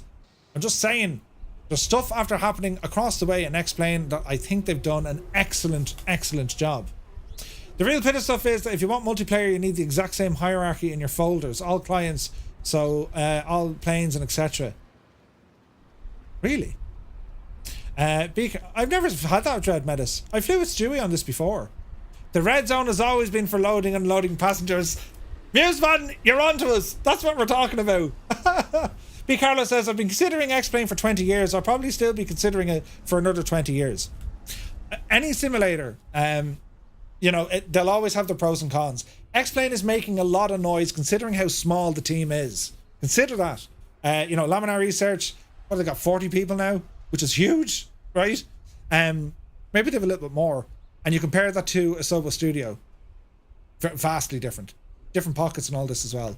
But anyway, there we have it for tonight. I hope you found tonight's stream informative. You learned something perhaps. Well, hopefully, you know, if you like the Airbus A340, go back through the video, you'll see it. The brand new scenery from XWind Studio, really, really nice. And well, then all the updates for X-Plane. And I think anyone who's been on the fence, you might be persuaded. For those of you who have X-Plane and you just really haven't got into it for a while, now's the time to start checking it out. The beta is just there. If you have the patience of dealing with betas, you can jump straight into it. Otherwise, I'd say the release candidates, I'd expect that in probably mid to end June, right? Hammy says, Microsoft have 40 people ignoring the requests of stuff we want fixed. Oh dear. Now, saying that, Sim Update 15 has addressed an awful lot of issues, so I'm expecting that to be great. The DirectX 12 issues, for one, with these mad squares appearing in your scenery, they say they have that fixed. Do you know what I mean? So, yeah, awesome stuff. Right, guys, thank you all so very much indeed. We're back tomorrow, back in Microsoft Flight Simulator, for a group flight in the Pilatus PC-12 by SWS. We're flying in Switzerland, and the stream will kick off at 1900 Zulu time. It is a group flight, and you're all very much invited to fly along with me on that one. So until then, thank you so much for tuning in, for all the support, all the likes, all the follows, all the subscribes that you guys have done. The support is just, I don't know what to say, but thank you very, very much indeed, and I'll see you tomorrow. Take care. God, it's not looking good at all. Oh, Catbat, you absolute ledge. He put it down. He just appeared for the Catbat 9 put it down. The man's a legend. Here's Musefan. Kinda sideways Musefan. It's Musefan adjacent.